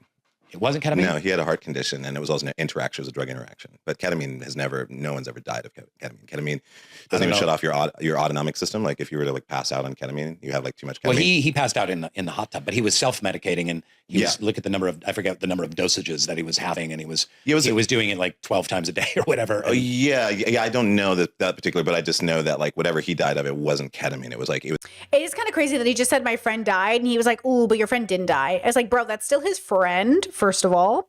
2, it's kind of like the people, listen, I didn't know you could get psychosis from weed. And when the doctors were like, your friend had psychosis from weed, I was like, no. And I went on weed forums. So like, weed does not cause psychosis. Girl, it's not that weed causes psychosis. It's weed plus this, plus. So yes, if my friend wasn't smoking weed, they wouldn't have gotten psychosis, given the circumstance. The same way you wouldn't have gotten psychosis if you didn't get pregnant and have a baby, if you have postpartum psychosis. The point is that psychosis comes with a whole thing together. So yes, we're not going to tell people to stop smoking weed and we're not going to tell people to stop getting pregnant, but we're going to remember that, oh yeah, Having a baby could lead to psychosis. Smoking weed could lead to psychosis if the right things are in place. Just like ketamine could lead to your death if the right things are in place. Just like anything could lead to your... So again, I think people, because they're defensive, because we live in a world that's so fascistic, we're worried that the government's going to come in and say like, no one can do this and no one can be this person and everybody needs to. And I get that. You should be afraid. But at the same time, never do anything because you're afraid. Because you will hurt people along the way. We need to live in a world where we can accept that the activities we engage with, including, this is what conservatives say about sex too. Sex can lead to STI, so don't have sex. Okay, you could have sex with one person and get an STI. So it's not about the amount of bodies. It's not about this. Okay, we need to be more grown up about these conversations and just say, yeah, sometimes things can go wrong. Let's prevent harm. Everything, you could get in a car and die. You're still going to drive a car, right? Okay, so let's just figure out how to do it safely. It was a drug interaction, and he also had heart problems. So there was a confluence of. And he drowned, and he was passed out in a hot tub. He was in a hot tub, which also raises your temperature. Yeah. No, I mean, I understand. Like, it's important to obviously be very mindful of what you're doing, but like I'm in what's called the psychonauts community, psychonautical community. So it's a science-based exploration of psychedelics, psychotropics. Also, ketamine isn't technically a psychedelic. It's what's called an inward psychedelic or dissociative. So the dissociative aspect of it can be very helpful in therapeutic settings, sure. Under monitored dosing and things like that. And I want to say, I want to set that aside. That for certain people with certain conditions, and I know people that have used it who have had just staggeringly difficult depressive episodes, and it's helped them dissociate from their depression in a way and help them navigate that. So that's a separate topic. Yes, 100%. I'd say recreationally. Because the circles I travel in, it's almost all fueled by ketamine, I would say. But I will say that it's not alcohol. People don't drink alcohol generally on ketamine. And also, you wouldn't want to drink alcohol and ketamine. I think alcohol is one of the most inefficient, unnecessary substances on the planet. He sounds very sober here, right? Should we assume he's not sober here? He seems sober here. So he must not be high 24/7, literally, right? But if he's known in the community as like the guy who always has drugs and the guy who's always giving people drugs. So he says it's science-based. He says like, you should be responsible, but then where are all these people's stories coming from? Like, how does he have, like, you know what I'm saying? The image he's giving off on this podcast. Okay. And then the image he gives off that's why I think the problem is like in front facing, he comes off like pretty okay. But then when there's no camera and there's no podcast happening, what is he doing with people? You know, okay, so just for context, let's switch back to, the story, right? Here's this story, right? It says, so Olivia, who requested a pseudonym to protect her privacy, began casually seeing Watts in 2020 and says Watts was very insistent on trying ketamine and was espousing expansive, almost theological-like reasons to get her to agree. Watts would offer her a hero dose, a particularly large quantity, which she adamantly refused. But maybe if someone was more open, she says, maybe they got the hero dose without stopping. Anna says she never felt judged or pressured by Watts to partake in substance use with him, but she did feel encouraged. Though she notes Watts would respect her decision if she declined, Anna recalls several instances where Watts had given her too much of a substance, describing him as reckless when it came to dosing.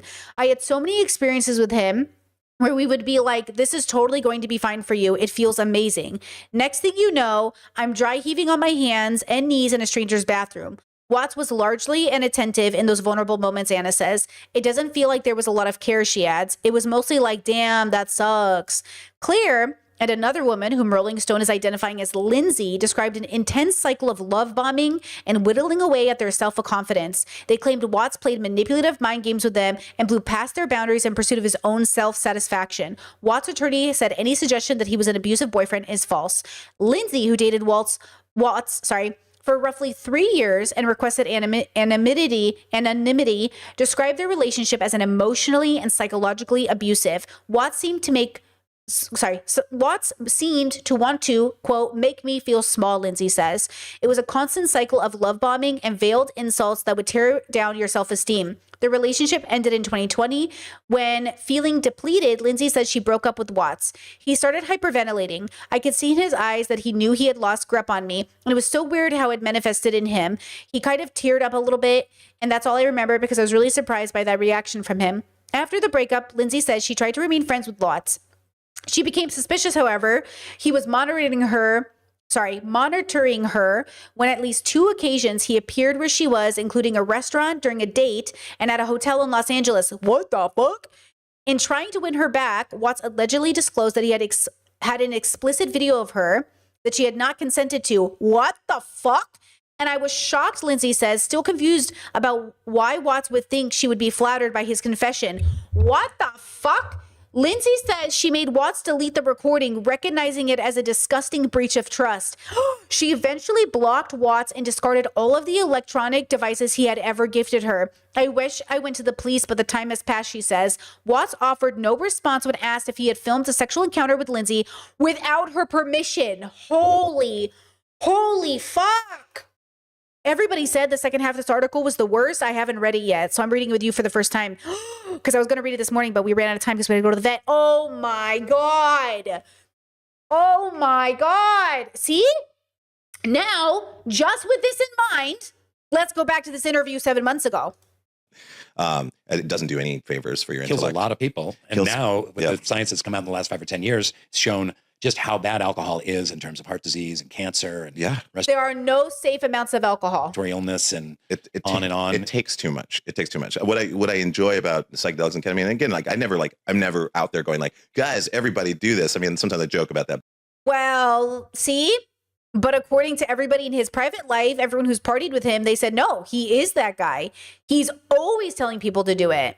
But like, it's, even when I enter into communities where people are doing ketamine and they're doing it as a party drug, I'm always like bringing it back to, what are you feeling? What are you thinking about right now? Interesting how that's his memory, but his ex-girlfriends, that's not their memory. His friends, not their memory. The people in his life, the people who witnessed him, not their memory. Interesting. Have you noticed this? Have you noticed that? Because in the Psychonaut community, when you go on a trip, every single trip that you take is an opportunity to learn more about yourself. And so for me, ketamine is useful. And to your point, it's like, you say like meditation, all these, they all lead to the same point. It kind of like, to me, everything leads near-death experience, getting into paragliding or like going into like extreme like physical workout transformation. Those all do arrive at a similar place. But you're not putting a chemical into your body. Everything, the thing is like You're generating the chemical through certain actions, a workout or a meditation, trance state. Yes, but like arguably like environment. Man, I didn't know Rainn Wilson was so anti-drugs. I didn't know he was sober. That's interesting. I will just say there's obviously a toxic side of anything done without the right reason. So it's not even, you could even work out for the wrong reason.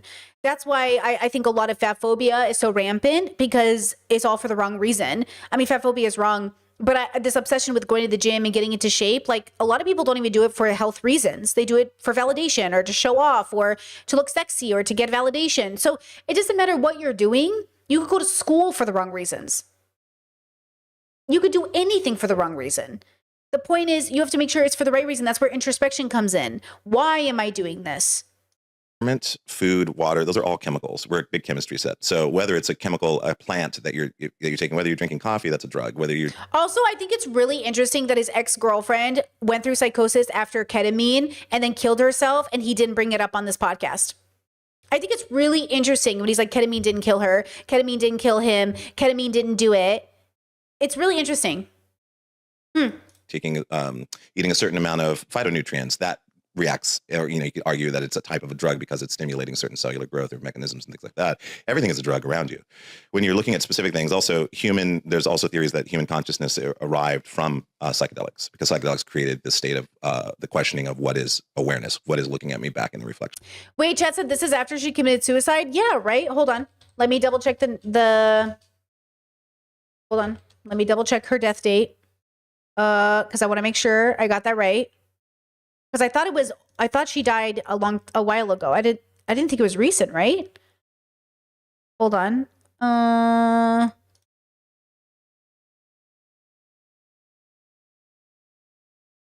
Okay, hold on. I just want to make sure I'm not spreading misinformation. March. Oh, wait, maybe I'm wrong. Hold on. Let me show you guys so we're all on the same page. This was posted, August 2026. Wait, I think I'm wrong. Reggie Watts, best known for his time as the band leader of the late night show James Corden, is speaking through his lawyer after being accused of playing a role in his death of his ex-girlfriend, Catherine Early McCullough, 36, dies by suicide in March. So March of this year? I thought it was a while ago. Oh, so it's this year, March. Okay, so no, this interview would be before that then. Okay. Okay, so I'm sorry, I misspoke. I thought for some reason she had died earlier. So this is 7 months ago in January. So she's 2 months. So she's still alive here. Oh, this got posted 2 months before her passing. Oh, wow. Wow. Wow, her family's so brave to speak up so quickly and to get things going and to speak. They must have been really suspicious to get all his ex-girlfriends, for all these people to come out. I really, and this is what I'm saying, when there's more than, when there's 1, there's 2, there's 3, there's 4, there's 5, guys, that's a pattern. You know what I mean? Like, come on. That's a lot. You know what I mean? And that for all of them to have the same or similar story, that's why I say victims end up speaking to each other and the truth comes out. That's why these men don't want you to talk to each other. That's why this culture of not talking to your exes, in the BDSM culture, it's very common to say, hey, can I talk to your ex-play partners or people just to make sure you're safe? Do you know that? So I would ask people like, hey, when's your last play partner? And they're like, oh, I had a play partner. Like, I've had a few over the years. Do you want to talk to all of them? I can get you their emails. And I'm like, yeah, could you? So I can just like double check. Very common practice versus, and I get it because like romance can be a little different in this way. Because if you have a bad breakup, you don't want people contacting you or bad breakups. But also, I think it's difficult because if your former partners, if you're the abuser, all your former partners would just be victims. So there's something about it. But anyways, forth, those types of things. That's possible. But I also think like psychedelics in this time period, that one of the researchers I'm working with, he's interested in a group synergistic acceleration. So meaning that certain substances like OPCE, which is also another dissociative, it's a very strong dissociative, has different effects on group dynamics if people are coming to consensus on something. So if people don't know each other very well, but they want to arrive at a group consensus, and they're using something like 3-MMC, which is like it's a group of drugs known as cathinone. So it's 2-MMC, 3-MMC, 4-MMC. 3-MMC specifically creates an MDMA-like experience without taking a huge hit on your serotonin, and not in the way that MDMA. I was friends with a girl who studied neuroscience at Berkeley. I think it was Berkeley. And she was a big MDMA girly, but she also talked about the effects of it and how she could ruin her whole brain from it. And that's the thing is like, there are people who love the drugs that they do. I just like, it's acknowledging the side effects. Like, I think that's the problem is like, I think sometimes the reason ICU chat says like, these people sound like Christians to me, they sound crazy, is because if you are engaging with substances religiously, then you will sound religious. And I'm saying it's not, it can feel like a religious experience, but if you attach yourself to it in that way, what are you doing? Now, he says he's a part of a community that's focused on having a science-based relationship with these things, but then he denies what seems to be pretty good science, which is to say it's a compounding factor on what led to the death of Matthew Perry. And so, yeah, chat, exactly. The idealized version, exactly, chat. It's like they have this idealized version of this thing. And look, I get it. You want to be defensive of this thing you love. You're sick of the world misrepresenting it. I hate when the world misrepresents my unique bubbles too, my underground communities too. It's so exhausting. But the thing is that every community has its faults. Like the BDSM community is not without predators. Do I think they're safer though if they're a progressive leftist BDSM community? Yeah. Because consent and informed consent is the forefront of their BDSM. Not all BDSM communities work the same way, but generally safe, sane, consensual, risk-aware kink, fries. There's a lot of language that gets incorporated into our BDSM bubbles because we are typically queer or just like underground. We have different rules. We have different expectations of safety. Even if you go to a play party where there is alcohol allowed, you usually have to have somebody write down in a notebook like the last drink you took, how many hours it took since you had it. So let's say you had a drink at 5 p.m. and it was like a half a shot. You weren't allowed to play for so many hours until the alcohol was like, and then you had to have a certain amount of water during that time. Like people really took it seriously. And this was just because we wanted to protect our community. Like we loved the individuals. Like we were like, hey, we want to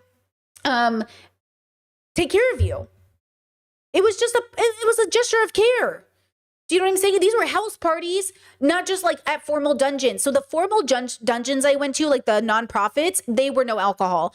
The house parties I went to that had alcohol for certain people, they would all have and everybody would have check-ins and everybody would have, you know what I'm saying? Okay, one time I was at a BDSM party, at a house party. It was a formal event. It was like sometimes we'd have these formal events where you went in pairs and you paid a certain amount of money and there was like a heightened experience. So this one was like a whiskey and cigars and a boot leathering event.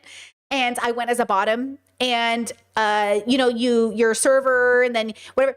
So my top at the time gave me a cigar to try because the tops all got cigars and the bottoms would come and cut the cigars. It was like fun. It was like role play. Okay.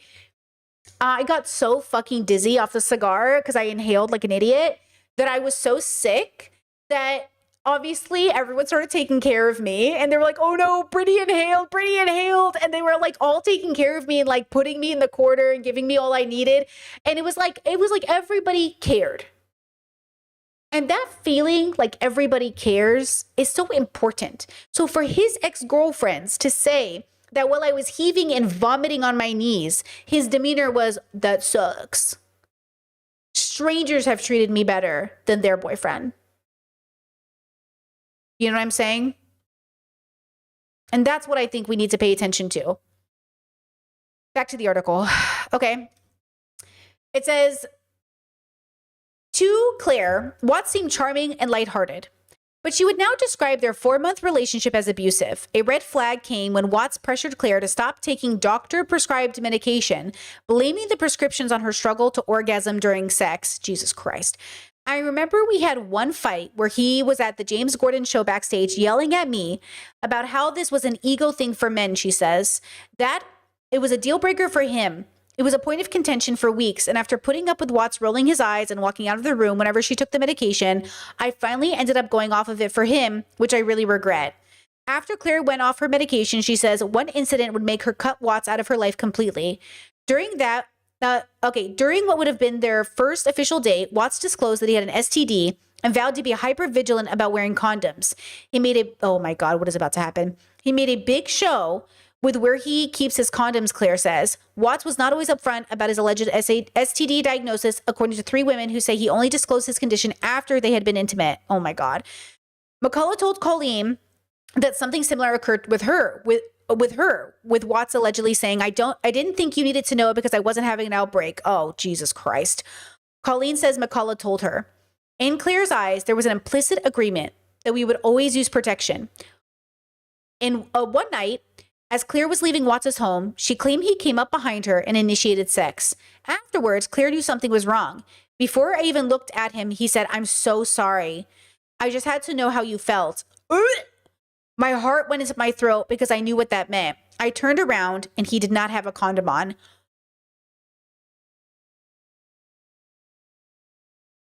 That's sexual assault, bro. Like, that is like straight up sexual assault. Oh my God. This is just straight up sexual assault. That's what that is. Oh my God.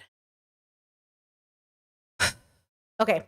For years, Claire says she had been hesitant publicly to share her experience with Watts.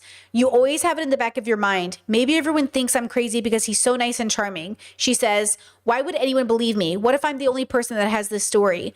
Watts did not respond to Rolling Stone's detailed list of questions regarding his past behavior and his behavior in past relationships, but through an attorney said any suggestion that he had recklessly exposed his ex-girlfriends to a sexually transmitted disease was false. His lawyer provided the name of a former girlfriend who Watts dated in the early 2010s as a character witness, but she declined to be interviewed by the phone. On a text message, however, she said, Reggie is a wonderful, generous, thoughtful person and a dear friend. Girlie, just because you dated him in the 2010s and he was good to you doesn't mean in the 2016s or in the future he wasn't bad to other people. A third woman who briefly dated Watts in New York in the 2010s also asked for her name to be withheld for professional reasons, said an abrupt end to their fling left her feeling upended. Sorry, I thought my tech crapped out, but I'm still here. Okay. She felt so unmoored that she took an acting class in a bid to feel more interesting. What? I didn't even date him for that long, but it affected me so seriously that I ended up having a complete personality crisis, she says. I still remember having these really intense feelings of like, why do I feel completely broken? It left me questioning my own self-worth. Okay. Now, go back to this. May does. But what it does, it gives you this temporary openness, presence of mind, concern and empathy for everyone around you. And it's not, and I think that the thing that I have noticed in what I was discussing with him, it's like a drug doesn't make you feel that way. The drug reveals your natural way of being. Like we all want to be open and not getting in our way, editing things, not saying something because we think it might, that's going to be terrible or someone's going to think badly of me. When you remove those things, and that can come from a vision quest, again, could be a near-death experience. You know, you're like, I'm glad I'm back, Timmy. But I want to say this to you. You can come up with a group consensus without taking a super powerful. Hold on. Wait a second. What is this? Here's a video of Watts deleted right after Catherine died, posting a screenshot for context in the video. To be clear, this is the deleted video from right after Catherine died, where he lists all the details from her last week he got from accessing her iCloud account, then withheld from family and friends. What?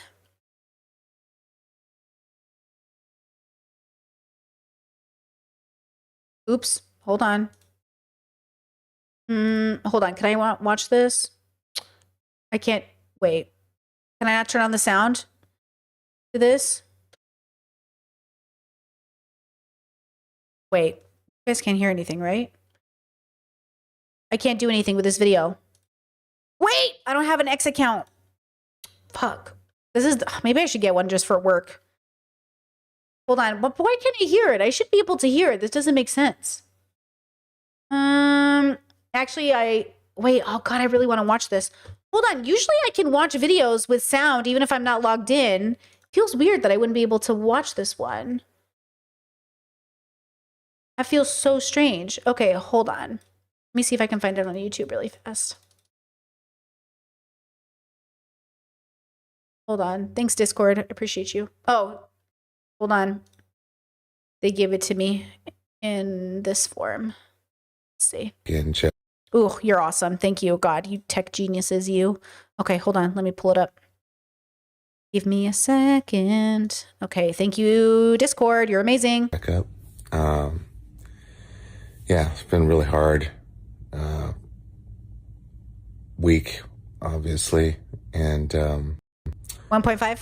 Yeah, you know, luckily there's a lot of friends and so much love pouring in from everybody, all sorts of places.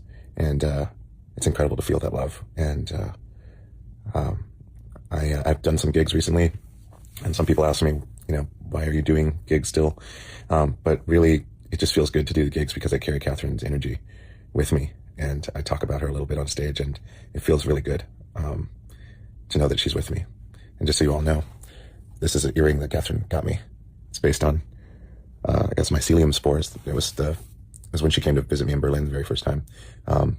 And she got to meet all my friends in Berlin, and she loved them so much. This is also Catherine's earring, too, she gave me.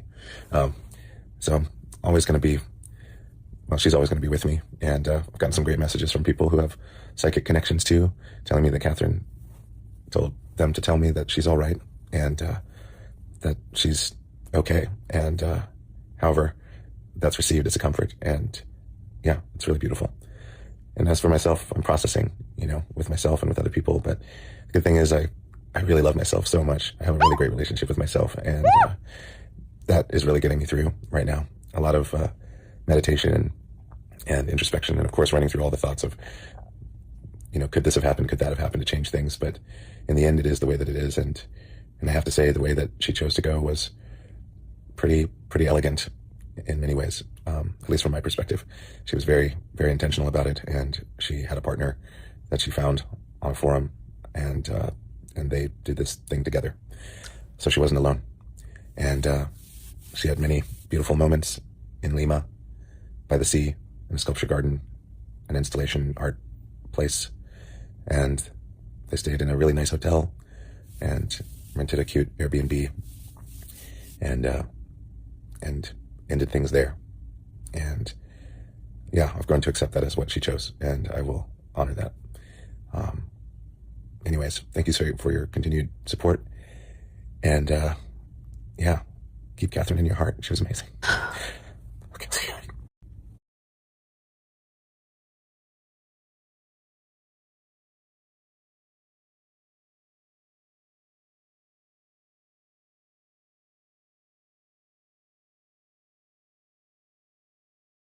I don't even know what I just watched. Listen, I'm a huge advocate for you live how you want, you die how you want. I think adult individuals get to advocate for their end of life. I don't think this is that. I haven't seen anything from Catherine's family or her friends that say that she's been talking about this.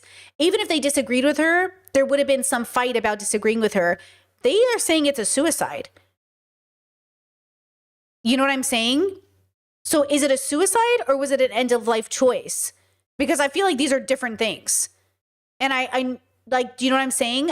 I'm not hearing from the original story from friends or family that this was that. I'm confused. Excuse me.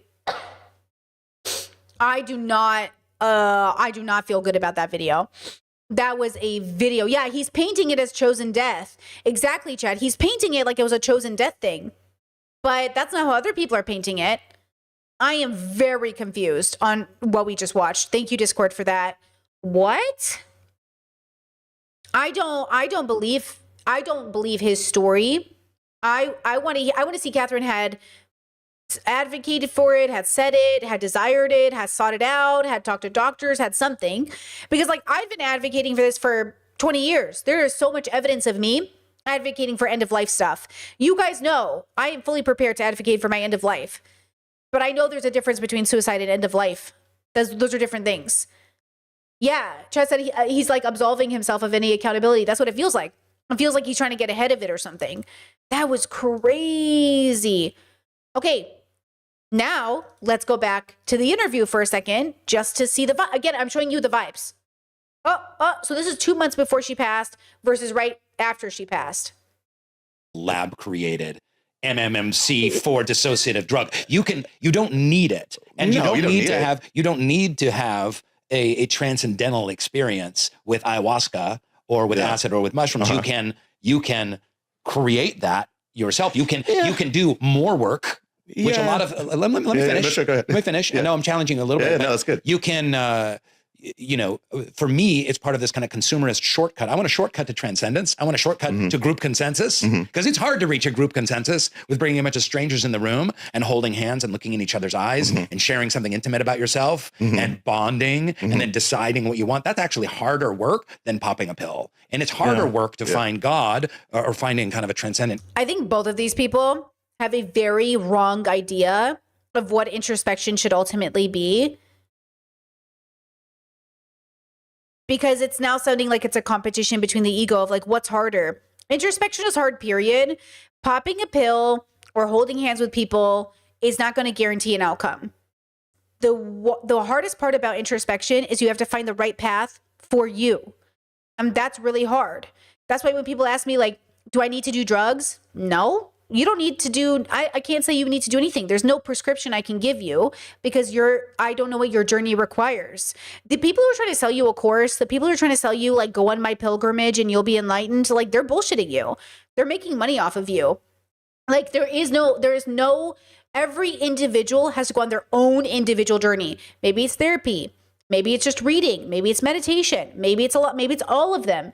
So all these, like this obsession with like, it's actually harder to do it this way. It's actually easy to do it that way. Why are we still doing this patriarchal competition of who's doing it harder and who's doing it easier? God consciousness through a daily practice, but it's totally possible.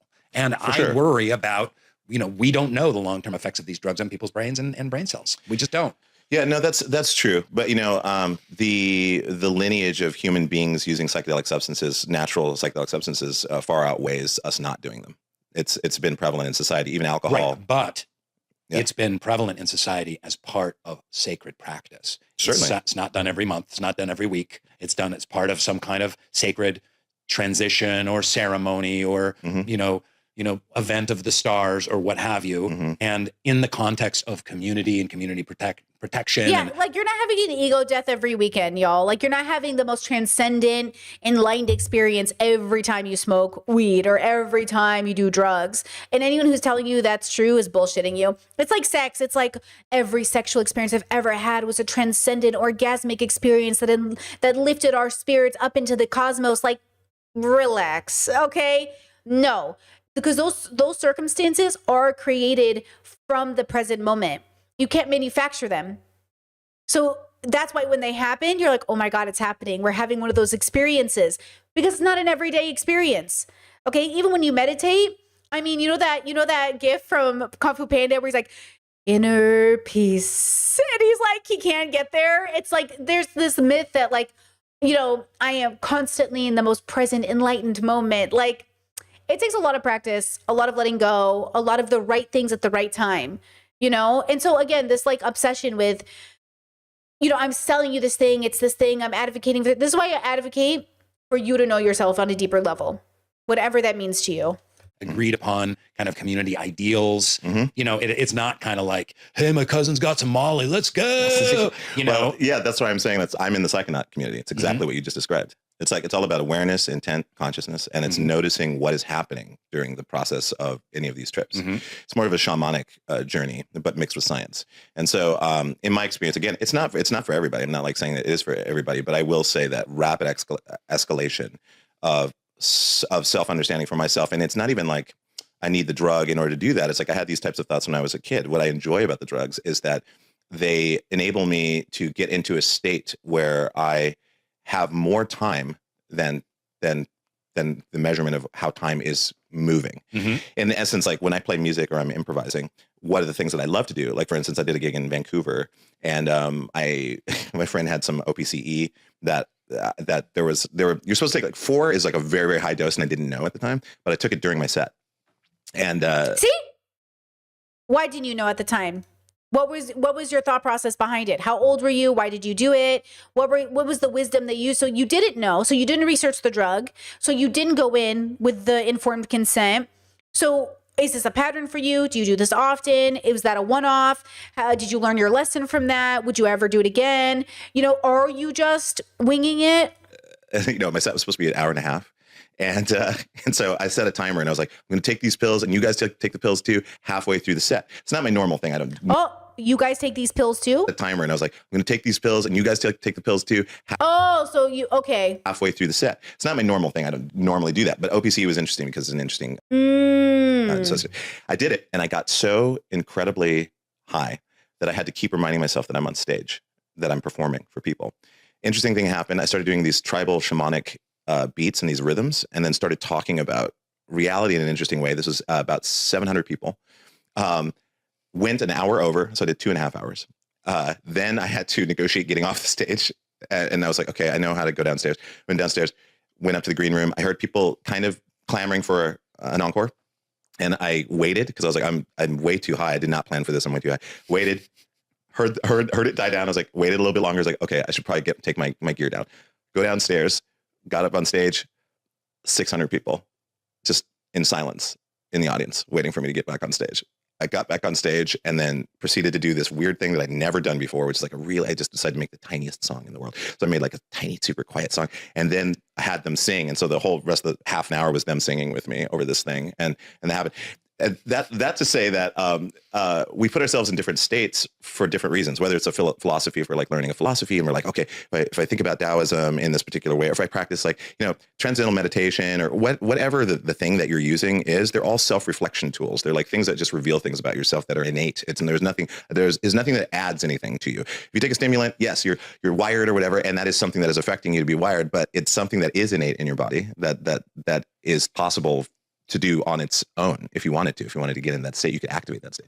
But for me, it's like, and I understand your reservations about it. For me, it's like, I like putting myself in the throes of very difficult things to, like, if you're in the throes of a major psychedelic experience, either some people are going to freak out, or they're going to be like, oh, fuck, or you figure out tools to be able to find the center, the eye of the hurricane, the place that's. Okay, I have a theory that people who talk about these experiences are actually like losers, because I've been thinking about this with myself. Like, look, I've had a lot of very similar experiences generally about drugs and stuff, but just talking about it is so unnecessary, because this is why when people say like it's a vulnerability and it's personal, but if it's truly as like intimate as you're saying, I don't need to talk about it. You're only talking about it because you're turning it into entertainment. So you're turning it into a package to sell to people so you're like, it's a validation seeking mechanism, or like a, ooh, cool points, or like this is what I say about sensationalizing my life. I've done so many interesting things, but if I chose to sensationalize any of them for views or virality, it would just minimize how important those experiences were to me. And they were really important, like life-changing experiences. But yeah, it's like, what is this? Yeah, just as he sounds like Joe Rogan. Joe Rogan, you're so smart, chat. Exactly. Joe Rogan got this whole platform of being this guy that was open-minded and interested in cool things and did all these awesome things. Look how fucking reductive he is. Look how so ignorant he is. You know what I'm saying? Like, what good was all these trips, bro, if you still ended up like limited? You know what I mean? But it works. It makes you famous. It gives you validation from people. It's, you know, bragging. They're bragging. Exactly. It's so silly, bro. It's so silly. And now that we know, because I believe these women, that he is, you know, got this STI and he's being unsafe with it and all this stuff. I believe those women, right? Going back to the article, girls, I think I have an addiction problem. Quote, Colleen says McCullough confided to her in the spring of 2025. McCullough was hesitant, though, to broach the topic with Watts. I've got to prepare for it because he's not going to like it. See? I have an addiction problem. Going back to this interview where he says, oh, like, drugs aren't the problem, right? Okay. Weeks later, McCullough would backtrack, becoming defensive when Colleen asked her how the conversation with Watts went. McCullough said she no longer believed she had a drug problem. I didn't realize the danger she was really in this relationship, Colleen adds. I'm so painfully obvious now. A year into McCullough's relationship with Watts, her friends and sister tried to show McCullough that the relationship was toxic and they believed there were aspects that were abusive. I noticed an extreme personality change and the chiseling away and erosion of her independence, says Brylan May. I tried the tough love approach. I could not break the spell he had over her. There was Watts skirting around paying McCullough any salary for her work for him. He reportedly blamed his accountant for not being able to afford it. Although McCullough helped produce one of Watts' comedy specials and self-funded production of improv talk show Watch What's Happens Live. Watch What's Happens Live. Okay. Which yielded only one episode. Then there was an isolation. Watts attempted to steer McCullough away from certain friends he didn't like, according to Dakota and Vanderslice, the latter of whom recalls two instances when Watts physically led McCullough away to be alone with him in a separate room for lengths of time, including at Vanderslice's wedding. Now, I did find this. Let me bring it up. I didn't think it was going to be relevant, but now I think it might be. Let me bring it back up. I found this, which was basically her YouTube channel. So she wasn't a very famous person, but this is allegedly her YouTube channel. And it does have clips from TV shows she produced. So I clicked on this one. I'm Jeremy. Okay, and it says, segment from Reggie Watch's show I produce, Watch What's Happened Live, December 4th, 2025. So this is her picture, her name, this info about her. This is a part of that which was just mentioned in this article. There it is. Here you go. It's okay. And it has a bunch of stuff from a bunch of TV shows, a bunch of clips. You can see I even watched a few to kind of get an idea of what was happening. So these are all things she produced or worked on or did stuff. Okay. And it goes back 16 years ago is the oldest episode. Okay. So that's what's being referenced here in the article. So then you go back to the article. Okay. And then she says, okay, so quote, there were a lot of things that he did to control her. There are classic abusive behaviors in terms of trying to isolate her, Dakota says, such as making McCullough malleable enough to be open to leaving her job and some friendships behind. He cultivated a dynamic in a relationship where she felt like she could only access intimacy and closeness and empathy from him if they were both using drugs together. While McCullough would do seemingly anything for Watts, it wasn't always reciprocal. When McCullough returned home to South Carolina to be with her to be by her father's side before his death in early 2025, oh, that's sad, Watts decided to accompany her and was emotionally absent, telling McCullough that he didn't do grief. That makes much more sense with the video he put out. What a Look, I'm not diagnosing him, but this ego is out of control. That's what I'm saying. He runs away. He runs away. He runs away. According to Colleen, McCullough told Watts she needed his support. He responded, I've thought a lot about it, and I just need to protect myself right now. Colleen says Watts would later fly into town for the funeral. Jesus Christ. An event in summer. If you know a guy like this, you know who this is. Like, you know this person. I know this person. You know this person. If you know a person like this, you know a person like this. It's not very many people. Obviously, it's a rare, but it's enough. Okay. An event in the summer 2025 would trigger the devastating domino effect, according to McCullough's Circle. To help in her grieving process from her father's death, Watts and McCullough took Bufo, an intense ego death psychedelic derived from the venom of a Sonoran desert toad. Sonoran? McCullough wrote in her notes app that her interest in partaking in the Bufo trip was spurred by grief. And afterward, McCullough told loved ones that she experienced an enlightening rebirth. But she later began telling friends that she was suffering negative side effects commonly associated with the drug, including nightmares, deep anxiety, panic for weeks afterwards. Watts' attorney said it was McCullough who initiated and organized a supplier to administer the Bufo, and said Watts never witnessed McCullough suffering from any side effects. By August, Watts and McCullough had set for what was supposed to be a week-long international trip, but things would take a dark turn. Whether it was the continual heavy drug use, an extreme lack of sleep, or continued flare-ups from the Bufo experience, McCullough entered a state of mania, resulting in unusual social media posts, strange texts to her friends, and a 24-page Google Doc titled "A Working Complete Unverified Theory of Infinite Internal Love." Ooh, you guys asked me earlier when we were talking about psychosis, and my friend who went through psychosis, if you guys want, I actually did an interview with them. I'll link it when I clip this. But my friend, another sign that my friend was in psychosis, weed induced psychosis. Again, I love weed, but that doesn't mean everyone's brains are, okay, was a manifesto she wrote. God bless her. She goes, Brittany, I wrote a manifesto. I was like, you wrote a manifesto? And she goes, it's my manifesto. I was like, okay, where is it? And she told me where it was, and it was on a Google Doc, and I went to go find it. God bless her heart. It made no sense. And that's, I was like, girlie, you are suffering. You are in, where would she be without us? It was a long document of nothing. Like, truly just like rambles. And this is what I'm saying. I have such deep empathy for my friend, for Catherine, for anybody going through psychosis, because girlies, you are really in it. And it's so real and so tangible for them. Chad said, what was the theme? Oh gosh, it's been years now. I don't really remember, but I think it was mostly like, the world is a beautiful place and people just need to get along and we need to bring humans together. It was something like this, It was something like, we need to help humanity, because my friend is a good person and their psychosis, of course, manifested in like a desire to help people, but also, okay. Let's see. Okay, so she wrote her little Google Doc, which of course, okay. Dakota saw danger immediately when she visited the couple in Berlin.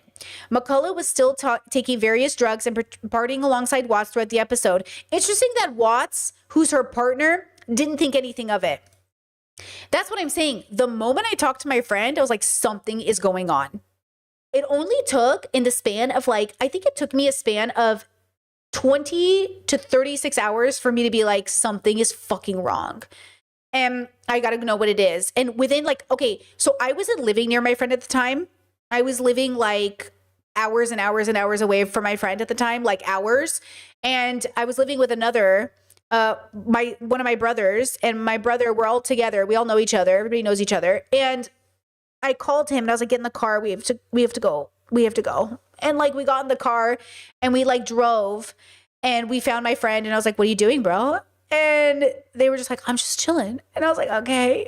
And they were just they really at first thought it was everything was fine. I was like, are you okay? And they're like, yeah, you didn't have to come see me. They're like, I was like, well, I just wanted to come see you. And they're like, but you drove a really long way. And I was like, that's okay. And we were talking and I was like, so what's going on? And they were just overly friendly and talking and just rambling. And people knew, they could tell, when you talk to them, you're like, this isn't you, the you that we know, Okay. So then, it's funny that he's with her and isn't realizing his girl is in mania or in psychosis. Isn't that interesting? It just feels so strange that you wouldn't know that. If you really know somebody, wouldn't you tell? You know what I mean? It just doesn't make sense. Okay. Here we go. Dakota saw danger immediately when she visited the family or the couple in Berlin. Okay. McCullough was still taking various drugs and partying alongside Watts throughout the episode. And Dakota says she started communicating to Reggie that this is really serious and we need to get her to the hospital. She needs medication. Watts was supportive in some ways, Dakota adds, but essentially it was like, Dakota, figure this out. He kept partying and going out with friends. Through his attorney, Watts said it was simply untrue, that he didn't assist in getting McCullough medical help in Berlin, saying he took her to see a different doctor who examined her and prescribed her an antipsychotic medication to treat her symptoms. But you didn't think that was suspicious? You don't think that was suspicious? Watts claimed that he also stopped McCullough from buying drugs from an online delivery service while in the country. Do you mean because she was needed antipsychs? You know what I mean? Like, he's blaming her. He's like, well, she was responsible. That's what it sounds like. It's so annoying to me, right? Chat says, by the way, chat says, you're such a good friend, and then that's so caring of y'all. Let me just tell you this. I'm not going to downplay this. If my friend's community didn't rally for her, I can't tell you how the community rallied for her. Everybody, people she knew from her past, people at her work, like people in her community, like this girl had a support system. And why wouldn't she? She's wonderful. You know what I mean? But people rallied because they knew her. They knew her. And they knew, like, you know what I mean? Like, it was just like really a testament to her and a testament to how the community can come together. This is why I so believe in community, because when shit really matters, people will fight for you. And you deserve that. Everybody deserves that, you know? Terrible. Anyways, okay. Terrible that people don't have that, really. It breaks my heart. And this is what it feels. It feels like Catherine had that, but a guy got in the way. A fucking man got in the way. This is why it is so important, because in our minds, like, listen, my partner, we have a rule in our marriage. If I wake up tomorrow and start spouting like, I'm going to go back to church, I believe in Trump, or like I'm a Republican, he's allowed to take me to the doctor. Because this is not an opinion I can just have. You know, conservatives are like, oh, but would you leave your partner if they turned into a MAGA supporter? Well, first I take him to the doctor. Because are we having a psychosis moment? Like, for real? Because it would be so scary to me. Like, their personality would have to change overnight. Do you know what I mean? What does that even mean? It's not just a matter of opinion. What you believe about the world matters. How you decide to believe in things matters. Like, yes, not everyone who converts to a religion is in psychosis, but if I converted to a religion tomorrow, you are going to have to take me to the doctor, because that doesn't sound like me. Okay? Okay, according to 3 people, Watts seemed desperate to rid himself of McCullough amid this incident, trying to put her on a 14-hour flight from Berlin to Los Angeles alone, until he was convinced otherwise by McCullough's friends. When they landed at LAX, McCullough was barely able to walk and soiled herself. Oh, habibi. Oh my God. Oh, that video of him is even more evil now. Did he murder her, bro? Oh my God, did he kill her? What is he talking? Him being like, oh, she made this choice and I support her. Did you kill her, bro? That's why, like, people are saying he killed her. Like, that's kind of like, now this article is making it sound that way. What? Friends came to take her straight to the hospital, where she was placed on psychiatric hold. A dismissive Watts did not accompany the group to the hospital. Instead, he jumped into an awaiting black car and went home to catch up on sleep. Watts did not deny that he went home during McCullough's initial hospitalization, but said through his attorney that he later visited her. What a psychopath. Oh my God, what a psychopath. Watts was an adamant friend of Travis Broly's.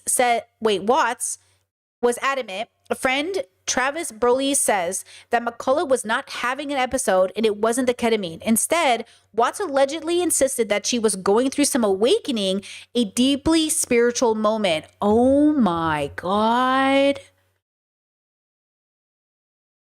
Whoa. Whoa.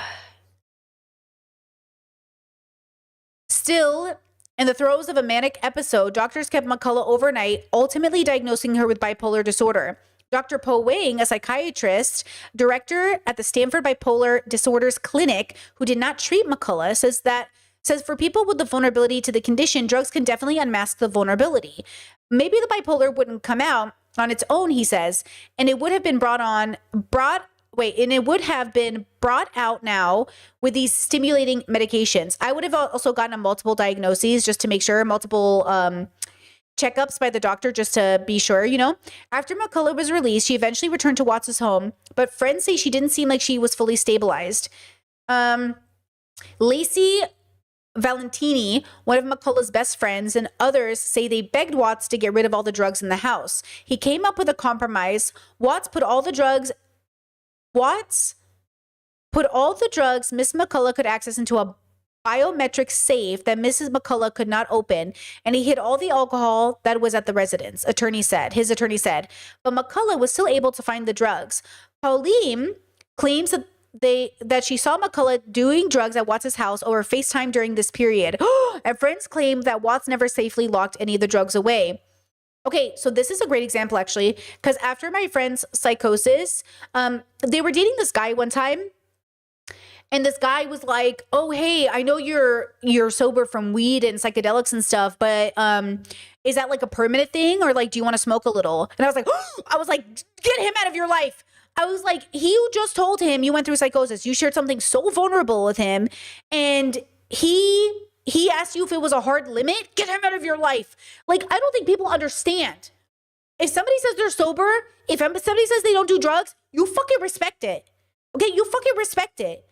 Here's my friend being vulnerable and sharing that they went through this thing. And a man who's like, are you sure, bro? I know you went through psychosis and you said it was the most terrifying experience of your life, but like, you want to hit a dab? Like, what?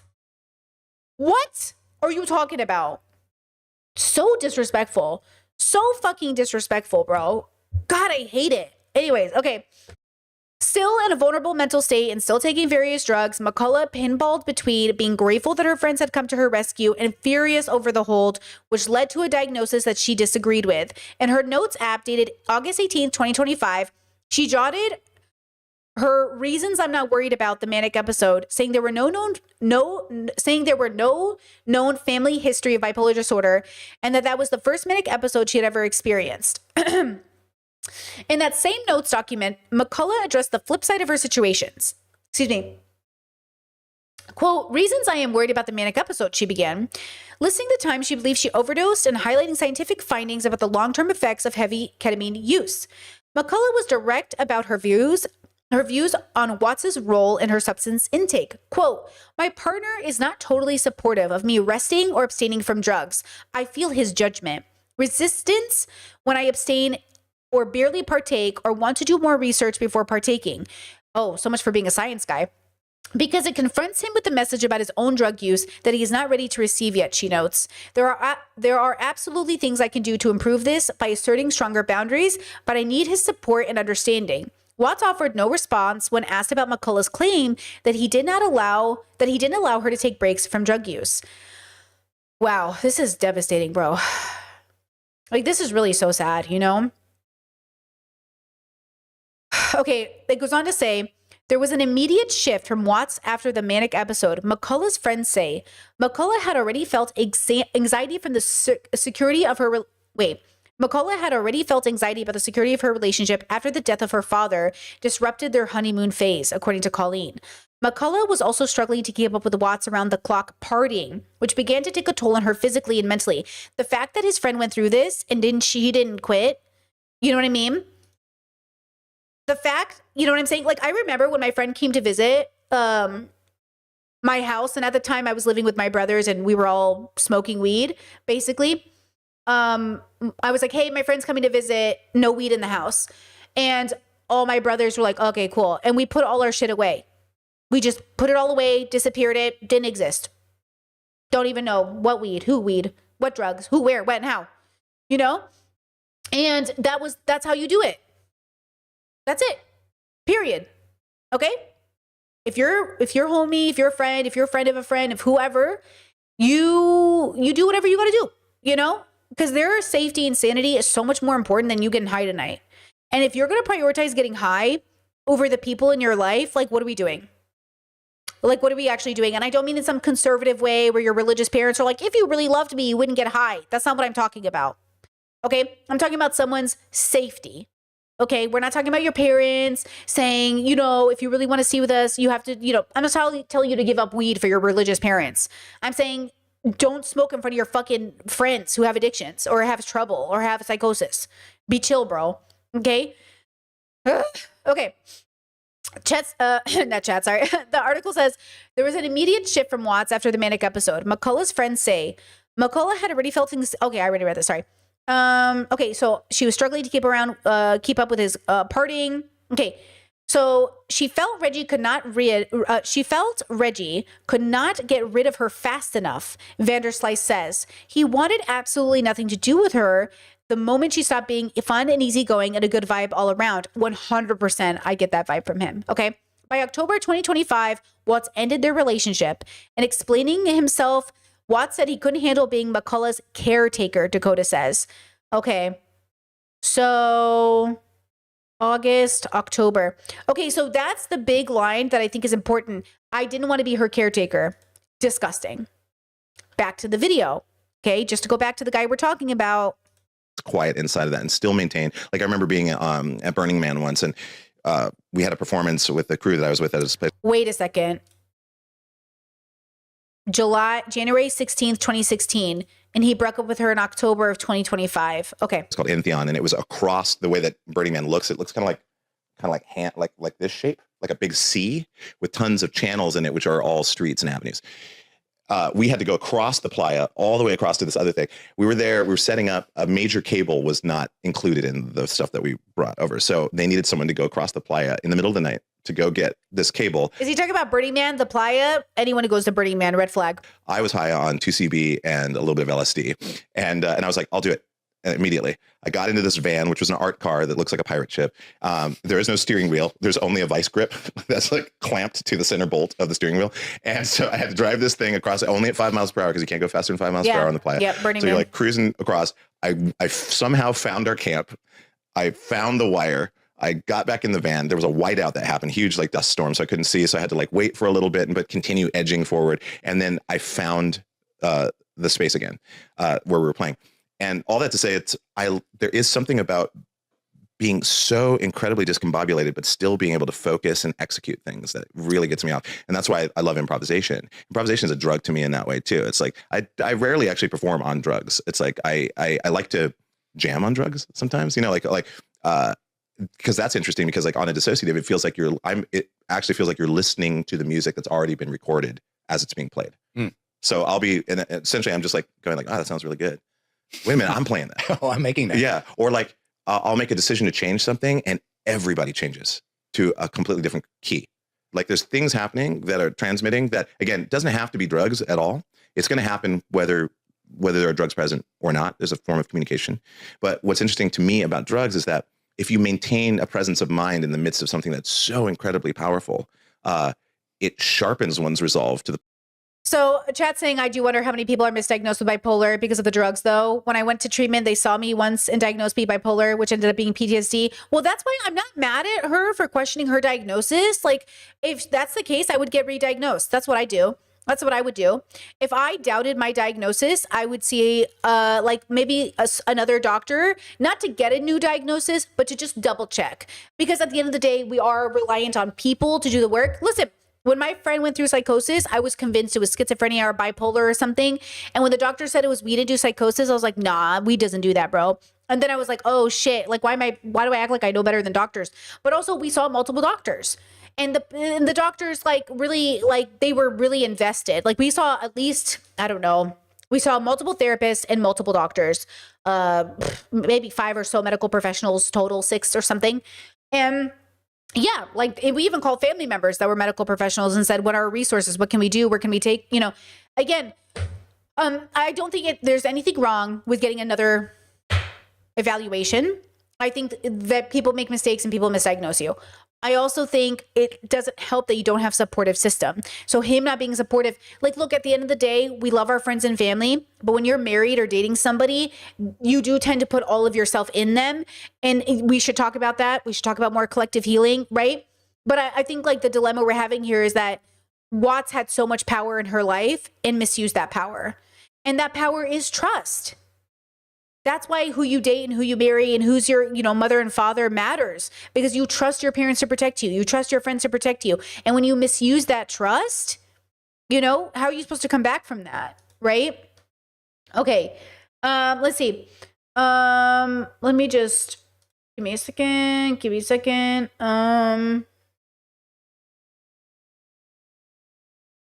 Okay, let's go back to the article. Okay. Let me see. McCullough. Okay, so they broke up. Okay.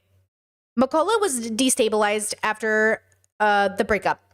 She had no home and no steady job and had pushed some of her closest friends away following the manic episode. McCullough had wanted to explore a career in the entertainment space, but without Watts' support, she believed the possibility was out of reach. She continued to live with Watts and accompanied him to a set of shows in Australia, partly because she had invested a significant amount of her minimal savings into creating his new tour merchandise, according to Colleen. In December, McCullough moved out and rented a room from a mutual friend, with Watts covering a few months of her rent until she got back on her feet, spotting her around $1,400 a month. Watts' attorney said he also paid for McCullough's psychiatric treatment and medication. Okay. Well,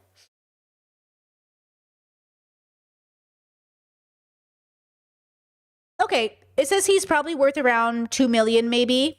I don't know if that's accurate, but okay. That's good. I didn't expect anything less, given it happened with him and she was with him when it happened, and he allegedly loved her, and that's nice. Okay, like that's nice that he helped pay for stuff. Like that was allegedly somebody he loved. Okay. I'm not giving him any credit. I'm just saying I'm not giving him a gold star for it either, because okay.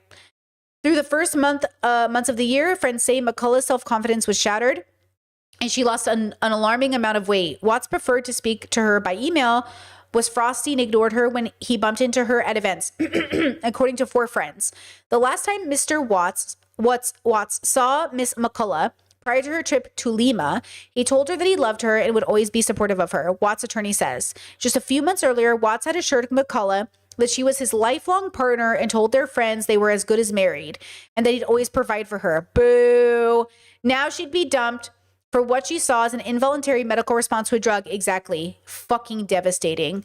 Truly, the most terrifying part about choosing a life partner is realizing that some of these motherfuckers are lying to you and will ditch you the moment you get breast cancer, ditch you the moment you have Alzheimer's, ditch you the moment you get sick. I mean, it's very typical of, I'm sorry, like men to ditch their partners when they get sick. It's very typical. And that's terrifying. That is devastating. That is horrible. That is devastating. Let me just say this to be clear, that I have never promised this to someone until I married them. I never said to my ex, I will be with you forever. I never said to any exes that I would be with you for life and death, because we weren't in a committed relationship like that. All my friends knew there was a possibility of us breaking up, that I wanted to try, that I wanted to believe they were my person, but I wanted to try make it work. Not that I had decided to. This is the only person I've ever promised that to, and I'm going to keep that promise. Okay? That's the problem. The problem also with dating is some of you are making this commitment to people and you don't fucking mean it. Okay? So I get it if you don't realize it at the time. That's called a mutual divorce, when you both realize like, ooh, okay, lots of people do that. Lots of people get married thinking they're making that promise and it's genuine. Those people have pretty good divorces because they realize like, oh shit, like I think I outgrew, and that's okay. That happens. But for the people that are lying to their partner and then abandoning them when it gets hard, those aren't those people. Do you know what I mean? That's a selfish person. And by the way, he was polyamorous. This article says he was polyamorous and he decided to be monogamous for her. Nah, he was cheating. I guarantee you this man was cheating. There's just no way. We know he's sexually assaulting his former partners by not using a condom. We know he's already spreading an STI or not telling people he has it. We already know he abandoned her when she was sick. You're going to tell me he never cheated? Okay, look, poly or monogamous, I do think it's a choice. I don't think you're like inherently monogamous or poly. I think like people get to choose their lifestyles. But like, even if he said he chose monogamy, like, nah. This guy, no, that's earlier in the article. I'm only reading the second half to you guys. The first half is like a rundown of their life. I just figured this is the half that people said was the most important. But the first half is interesting too, so you should check it out if you want. Okay. So let's see. Said he's the life partner. Now she'd been dumped for an involuntary medical response. Okay, and she was addicted to ketamine, taking near daily hits and voicing anxiety about the long-term ramifications, her friend says. She was pretty afraid that perhaps she had fucked up her brain in some way. McCullough's friend Andrew Margalit says, I'll use her own words here. She regretted how cavalier she was about drug use, but she really trusted the people she was around. No one registered the death of McCullough's despair. She began visiting an anonymous suicide forum that some states have tried to restrict access to in early March, shortly after her 36th birthday. She began posting about different means and methods to end her life. So this is suicide, right? She wrote of the fears of the painful death, and she was hopeful about finding someone from the forum to be present with her in her final moments. See, this is not chosen death. Okay, so in my personal philosophical framework, I have a thing called suicide and chosen death. Chosen death is something you do with your loved ones, something you do with your community. It's an end of life passage that many people take with the understanding of their family and friends. It is not something they do in secret. It is not something they do behind people's back. It is not something they do quickly. And it's not something they do when they're pushed into a corner. That is suicide. Okay? There's slow suicide, drinking yourself to death, right? There's quick suicide, right? I can't do anything. I have no thought. I'm going to grab this gun and do it. There's this suicide, which feels planned, and it is planned, but you can plan to kill yourself. As somebody who suffered from suicidal ideations, self-harm, and attempts for 30 years, I know what a plan is. You know what I mean? So she's making a plan to kill herself. This is suicide. For him to make that video saying, I respect her choice, I respect her as a person. I don't respect the fact that she felt she had no other choice, because that's not respect. That's not seeing her struggle for what it is. She was crying for help. She wanted help and she didn't get it. So no, I think that's different. Now, let's keep reading just to make sure. McCullough wrote, and I do not, by the way, of course, Catherine, we have nothing but empathy for Catherine, right? McCullough wrote a detailed post about why she felt this was the path she needed to take. Okay, let's see. Oh my God.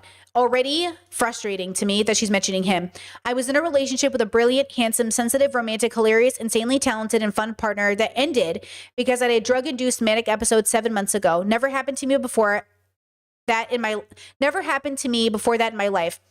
It made him lose his romantic and sexual attraction to me to see me in that state. Our relationship was dream level romantic, and we loved being together all the time. Man. Doing really fun and stimulating things literally every day with incredible artists, sleeping in as late as I wanted, sharing a beautiful home and not worrying about money for the first time in my life, being spoiled with whatever I wanted. She added, his life is absolutely incredible, and sharing it with him was bliss. Magic, unbelievable, beyond my wildest dreams. He absolutely loved bomb her. No person should make their suicide end of life about their ex-boyfriend who abandoned them when they got sick. I get why the parents are mad. I so see why her family thinks like he killed her. Because what? Like, this is terrible. I can't believe this. Okay, so his life was incredibly... his life is absolutely incredible. And sharing it with him was bliss, magical, unbelievable, beyond my wildest dreams. I can't get over over the stupid way I lost him. And I can't stand my life now compared to what it was with him. Oh my God. I also can't stand knowing I will never be remotely close to that happy again. And knowing I will never love someone nearly as much as him because he's the total package and singular. I think about him and the memories of our life together, literally every waking moment and sometimes in my dreams too. Oh my God. It was among some of McCullough's final posts on the forum. Then, without telling anyone apart from the German man she believed to have met through the site, McCullough boarded a flight for Lima, Peru, where it is reportedly easier to obtain a euthanasia agent. She briefly texted with Watts about the afterlife and posted Happy Reggie Week on Instagram to celebrate Watts' upcoming March 23rd birthday. Then McCullough went dark. It had only been a few days after McCullough left when Colleen realized she hadn't heard from her sister.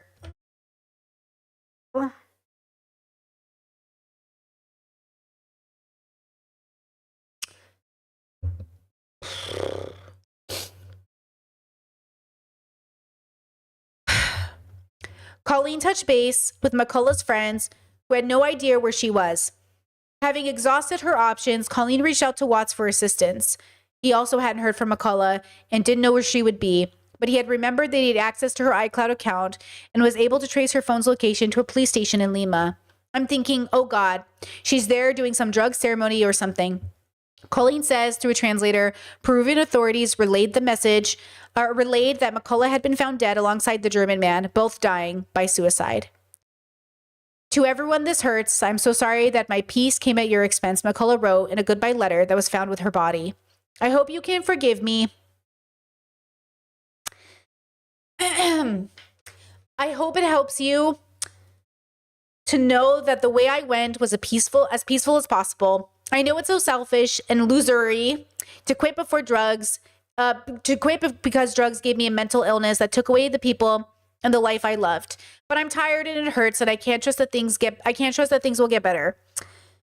I believe that consciousness is an ocean containing everything, and that individual corporal self is only a wave temporarily rising from it. I've returned to the ocean, but I believe we bring our memories back with us. Because of this, I will never forget or stop loving you. Oh.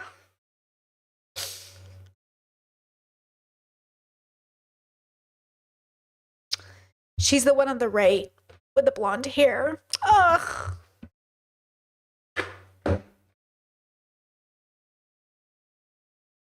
Absolutely devastating. Wow.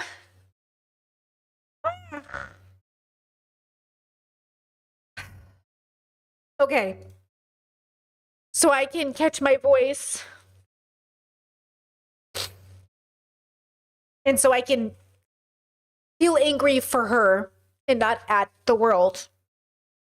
Just a reminder of what he posted after she died. Because I think we need to feel a little angry. Check. I think we need to feel a little angry right now.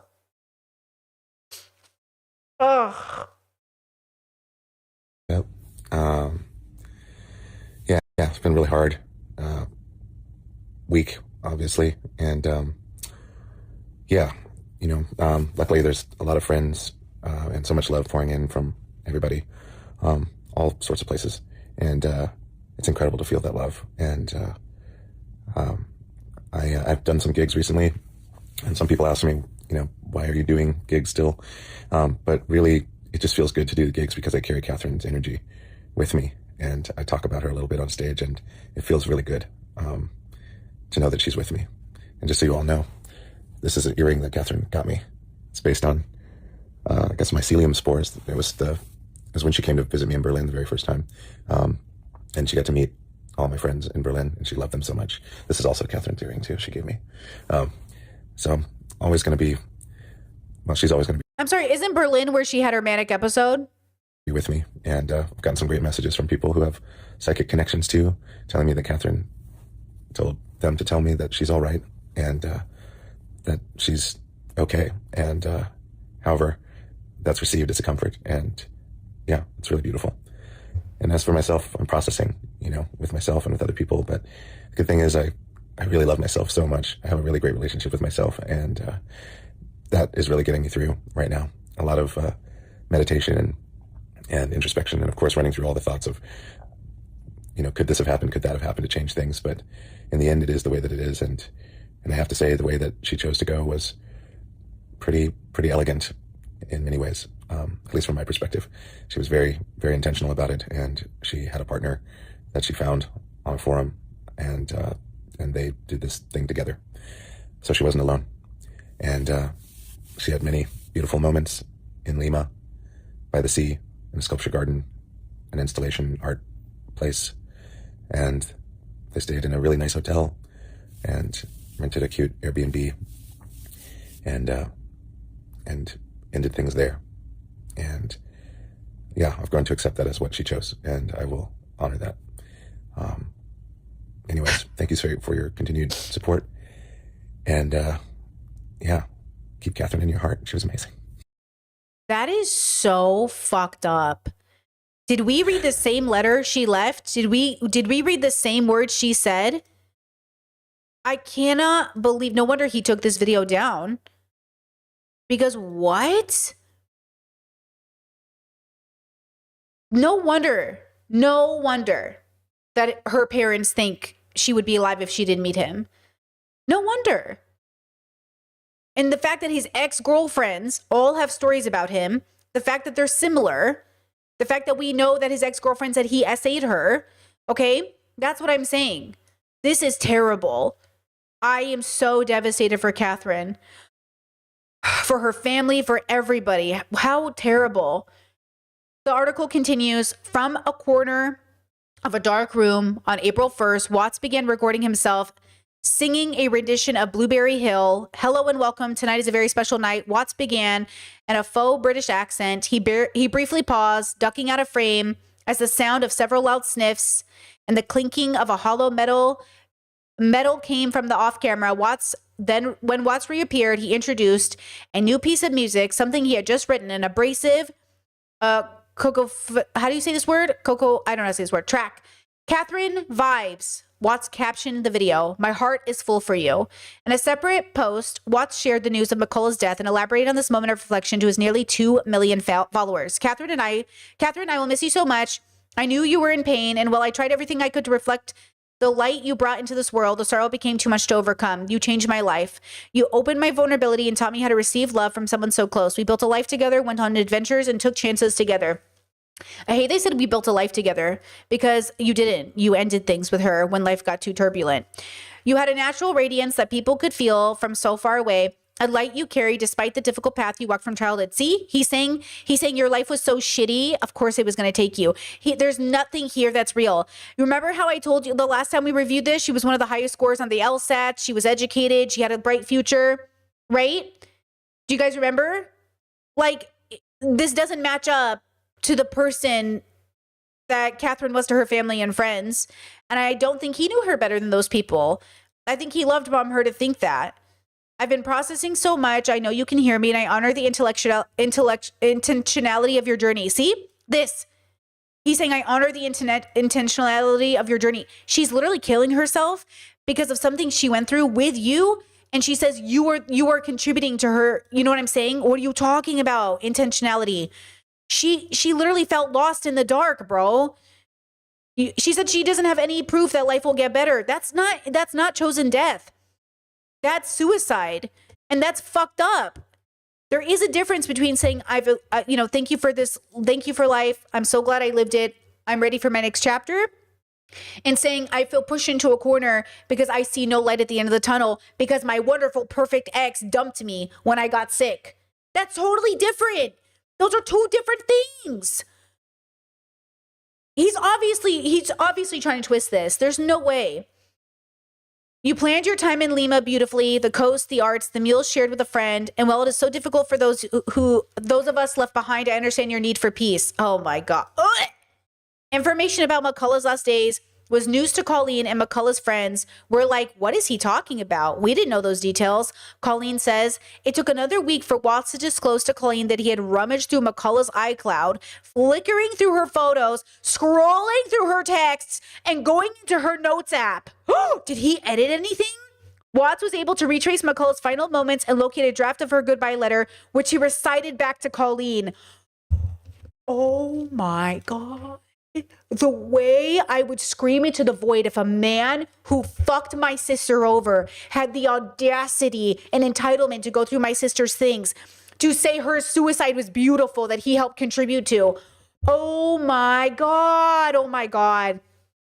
Colleen was beside herself. It was torturous to not know anything. And he knew the entire week. She says he didn't consider her family at all. He didn't care. He was like, I have this information and I'll decide who needs to see it and who doesn't. Oh my God. I have this information. Okay, Watts did not offer an explanation to the Rolling Stone as to why he did not immediately share details with McCullough's family. Through his attorney, Watts said he wasn't aware McCullough was suicidal. Not once during the period did Catherine or any of her family or friends even suggest to Reggie she was suicidal. McCullough's friends were similarly incensed. Watts spoke as if he and McCullough were still together. He had used flowery language to describe what they saw as a tragic and horrifying decision.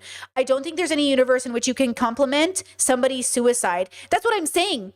You don't compliment someone's suicide. When you can say complimentary things about the person who suicided because they're beautiful people who deserve respect, right? But he's acting like it was a chosen death situation. It wasn't that. If you read her letter, you abandoned her and she felt alone. That's not the same thing. That's what I say. People are pushed into suicide. I say this all the time. Like, not everyone's the same. But for me, I felt pushed into suicide, which is different than choosing to die. That's why people who commit suicide, people say, oh, you're so selfish. You're choosing to die. You can't, that's not selfish. They're not having they're in pain. It's different. It's a different situation. I don't think there's any universe in which you can compliment someone's suicide. Margalit said she went to Lima explicitly and exclusively to kill herself. There's nothing beautiful about that. There's nothing beautiful about hiding it from your family and friends, not ending your life peacefully. Look, plenty of people around the world choose to die with their family and friends present. Lots of countries have access to this. There are a lot of, yes, sometimes your family's against it. But do we not all agree that this is not a case? This is not the same case as a grown woman with all of, making a choice she wants. She sounds like she wants to live, but doesn't know how. That's different. Okay. And that's why we need a better world, right? So again, when we have these conversations, again, I don't think that's the same thing. And when I say suicide, I mean mental health suicide. I don't mean like killing yourself because you murdered your whole family and then you're like, oh, I don't want to get caught. I'm not talking about that. I'm not using suicide in a reductive way, guys. The suicide in this context is very specific. We're talking about taking your own life because you feel like you have no other choices because of your mental health. That is different than taking your own life. There's so many, like, suicide is not, in this context, we're not just talking about people who kill themselves or people who take their own life. That's why we use different words for the different situations, okay? So again, I just want to be absolutely clear that this situation is specifically different. Okay. Yes, Chad, situational difference. Exactly. Situational difference. Okay. Watts was also hindering the healing process by being insensitive and self-centered, friends said. Watts initially refused to delete a video where he had shared more details about McCullough's death, erasing Colleen's comments where she begged him to take down the post. He eventually removed the video. Watts asked Colleen if she'd feel comfortable obtaining crimes. What? Watts asked Colleen if she'd feel comfortable obtaining crime scene photos of McCullough in the bed where her body was found. And when it came to laborious process of bringing McCullough's body home, for which McCullough's friends created a GoFundMe to offset the $20,000 cost, Watts never donated to the fund or shared the link with followers. Watts did not dispute this. There's no room, even now, Colleen says, there's no room for her in her own death. What? Watts asked Colleen if she'd feel comfortable obtaining crime scene photo. Did he want to look at the... Ew, is he fucking sick in the head? Why did he want photos of her... of the bed she died in? I don't get it. And why call it crime scene photos? I don't know. What is happening? What? McCullough's loved one's view of her experience with Watts was... McCullough's loved one's view of her experience with Watts was a devastating cautionary tale, a perfect storm of contradictions that led to a tragic outcome. They firmly believed that if McCullough had never met Watts, had he not pushed his extreme views on psychedelics and substances on her, and had McCullough not adopted those views, she'd still be alive today. Oh, she'd 1000% be alive today. What do you, like, guaranteed she'd be alive today? Like, there's just like, how couldn't she be alive today? I'm confident if she never met Reggie, she'd be alive, Nora says. The women who previously dated Watts say although they were left with emotional scars, they feel lucky they were able to get away. My heart just broke for her, Lindsay says. I remember feeling how he would make me feel completely devastated and worthless. I just wish so badly that she could have known that it gets better and that this guy has no say in your worth. Oh, I'm so angry for her.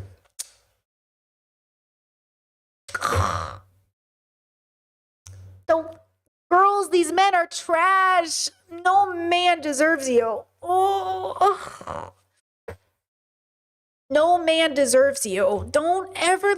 Oh, these men are trash, bro.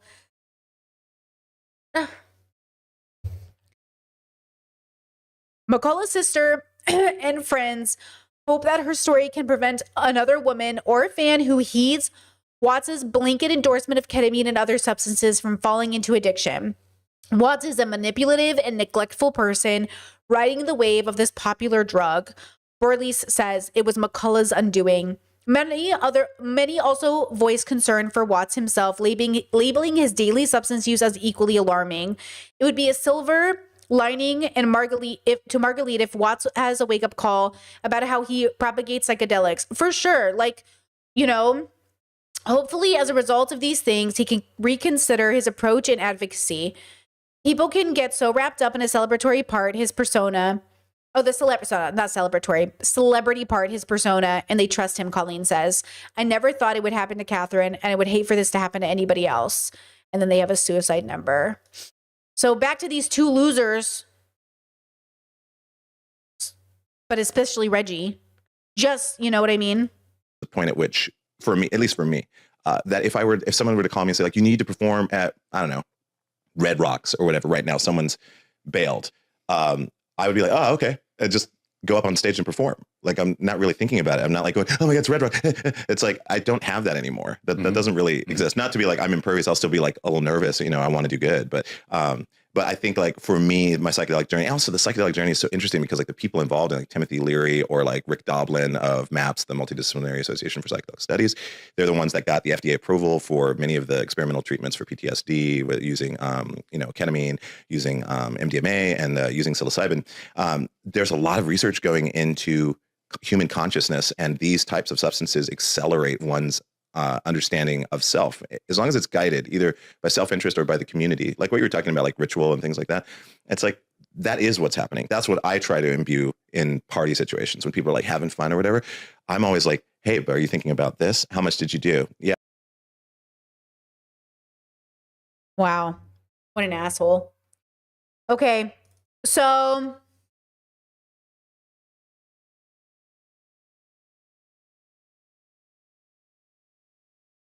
once again, thank you to the women who came together to talk about this man.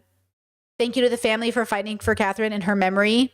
Thank you for putting yourselves out there and taking that risk and bringing awareness to this, because wow. Just like with Andrew Huberman, 5 of his exes all got together to realize he was doing what they were doing. He was doing what they were doing to him. Okay. Groups of women coming together. Same thing with ABBA recently. Same thing with all these groups of women. Truthfully, at least we know this, that eventually your victims will speak and they will get together, and I always support them coming forward, because this is what I'm talking about, patterns of abuse. This entitlement, this ego that lets these men in positions of power ride this wave of like, oh, these women are XYZ. It's not me. Nothing I ever do matters. It's nothing about me. I'm allowed to. I am so proud of the people who have come forward, and disgusted at this man. Disgusted at any person who feels this fucking entitled. I'm glad we read the article. I'm glad her family came forward. Rest in peace to Catherine. Rest in peace all victims who are pushed into corners and feel like there's no other way out. Okay. That's it, girls. We did it. Thank you for being here. Take care of yourselves. It is the weekend. I'll be back on Monday for member stream. I'll be back Tuesday, not for stream, but for commentary week. So I'll have a commentary video out. And then Wednesday, I start my day off. Okay, I'm going to take 4 days off next week, Wednesday through Saturday. So no Discord, no stream Wednesday, Thursday, Friday. I need a break. And with that said, hug your loved ones, check in with people, remind people that you love them. And if any of you are in a relationship right now where you are seriously going to bed, doubting yourself, crying, feeling neglected, feeling alone, feeling like you're going a little crazy, it's okay to break up. I don't care if you're married. I don't care anything else. At the end of the day, you need to be peaceful and joyful. So, stay safe out there, because it really is sometimes the person that you feel like you're really in love with, All right. Thanks for being here, guys. I really do appreciate it. I'll go ahead and leave you with that, and I'll see you again on Monday. Bye. Bye.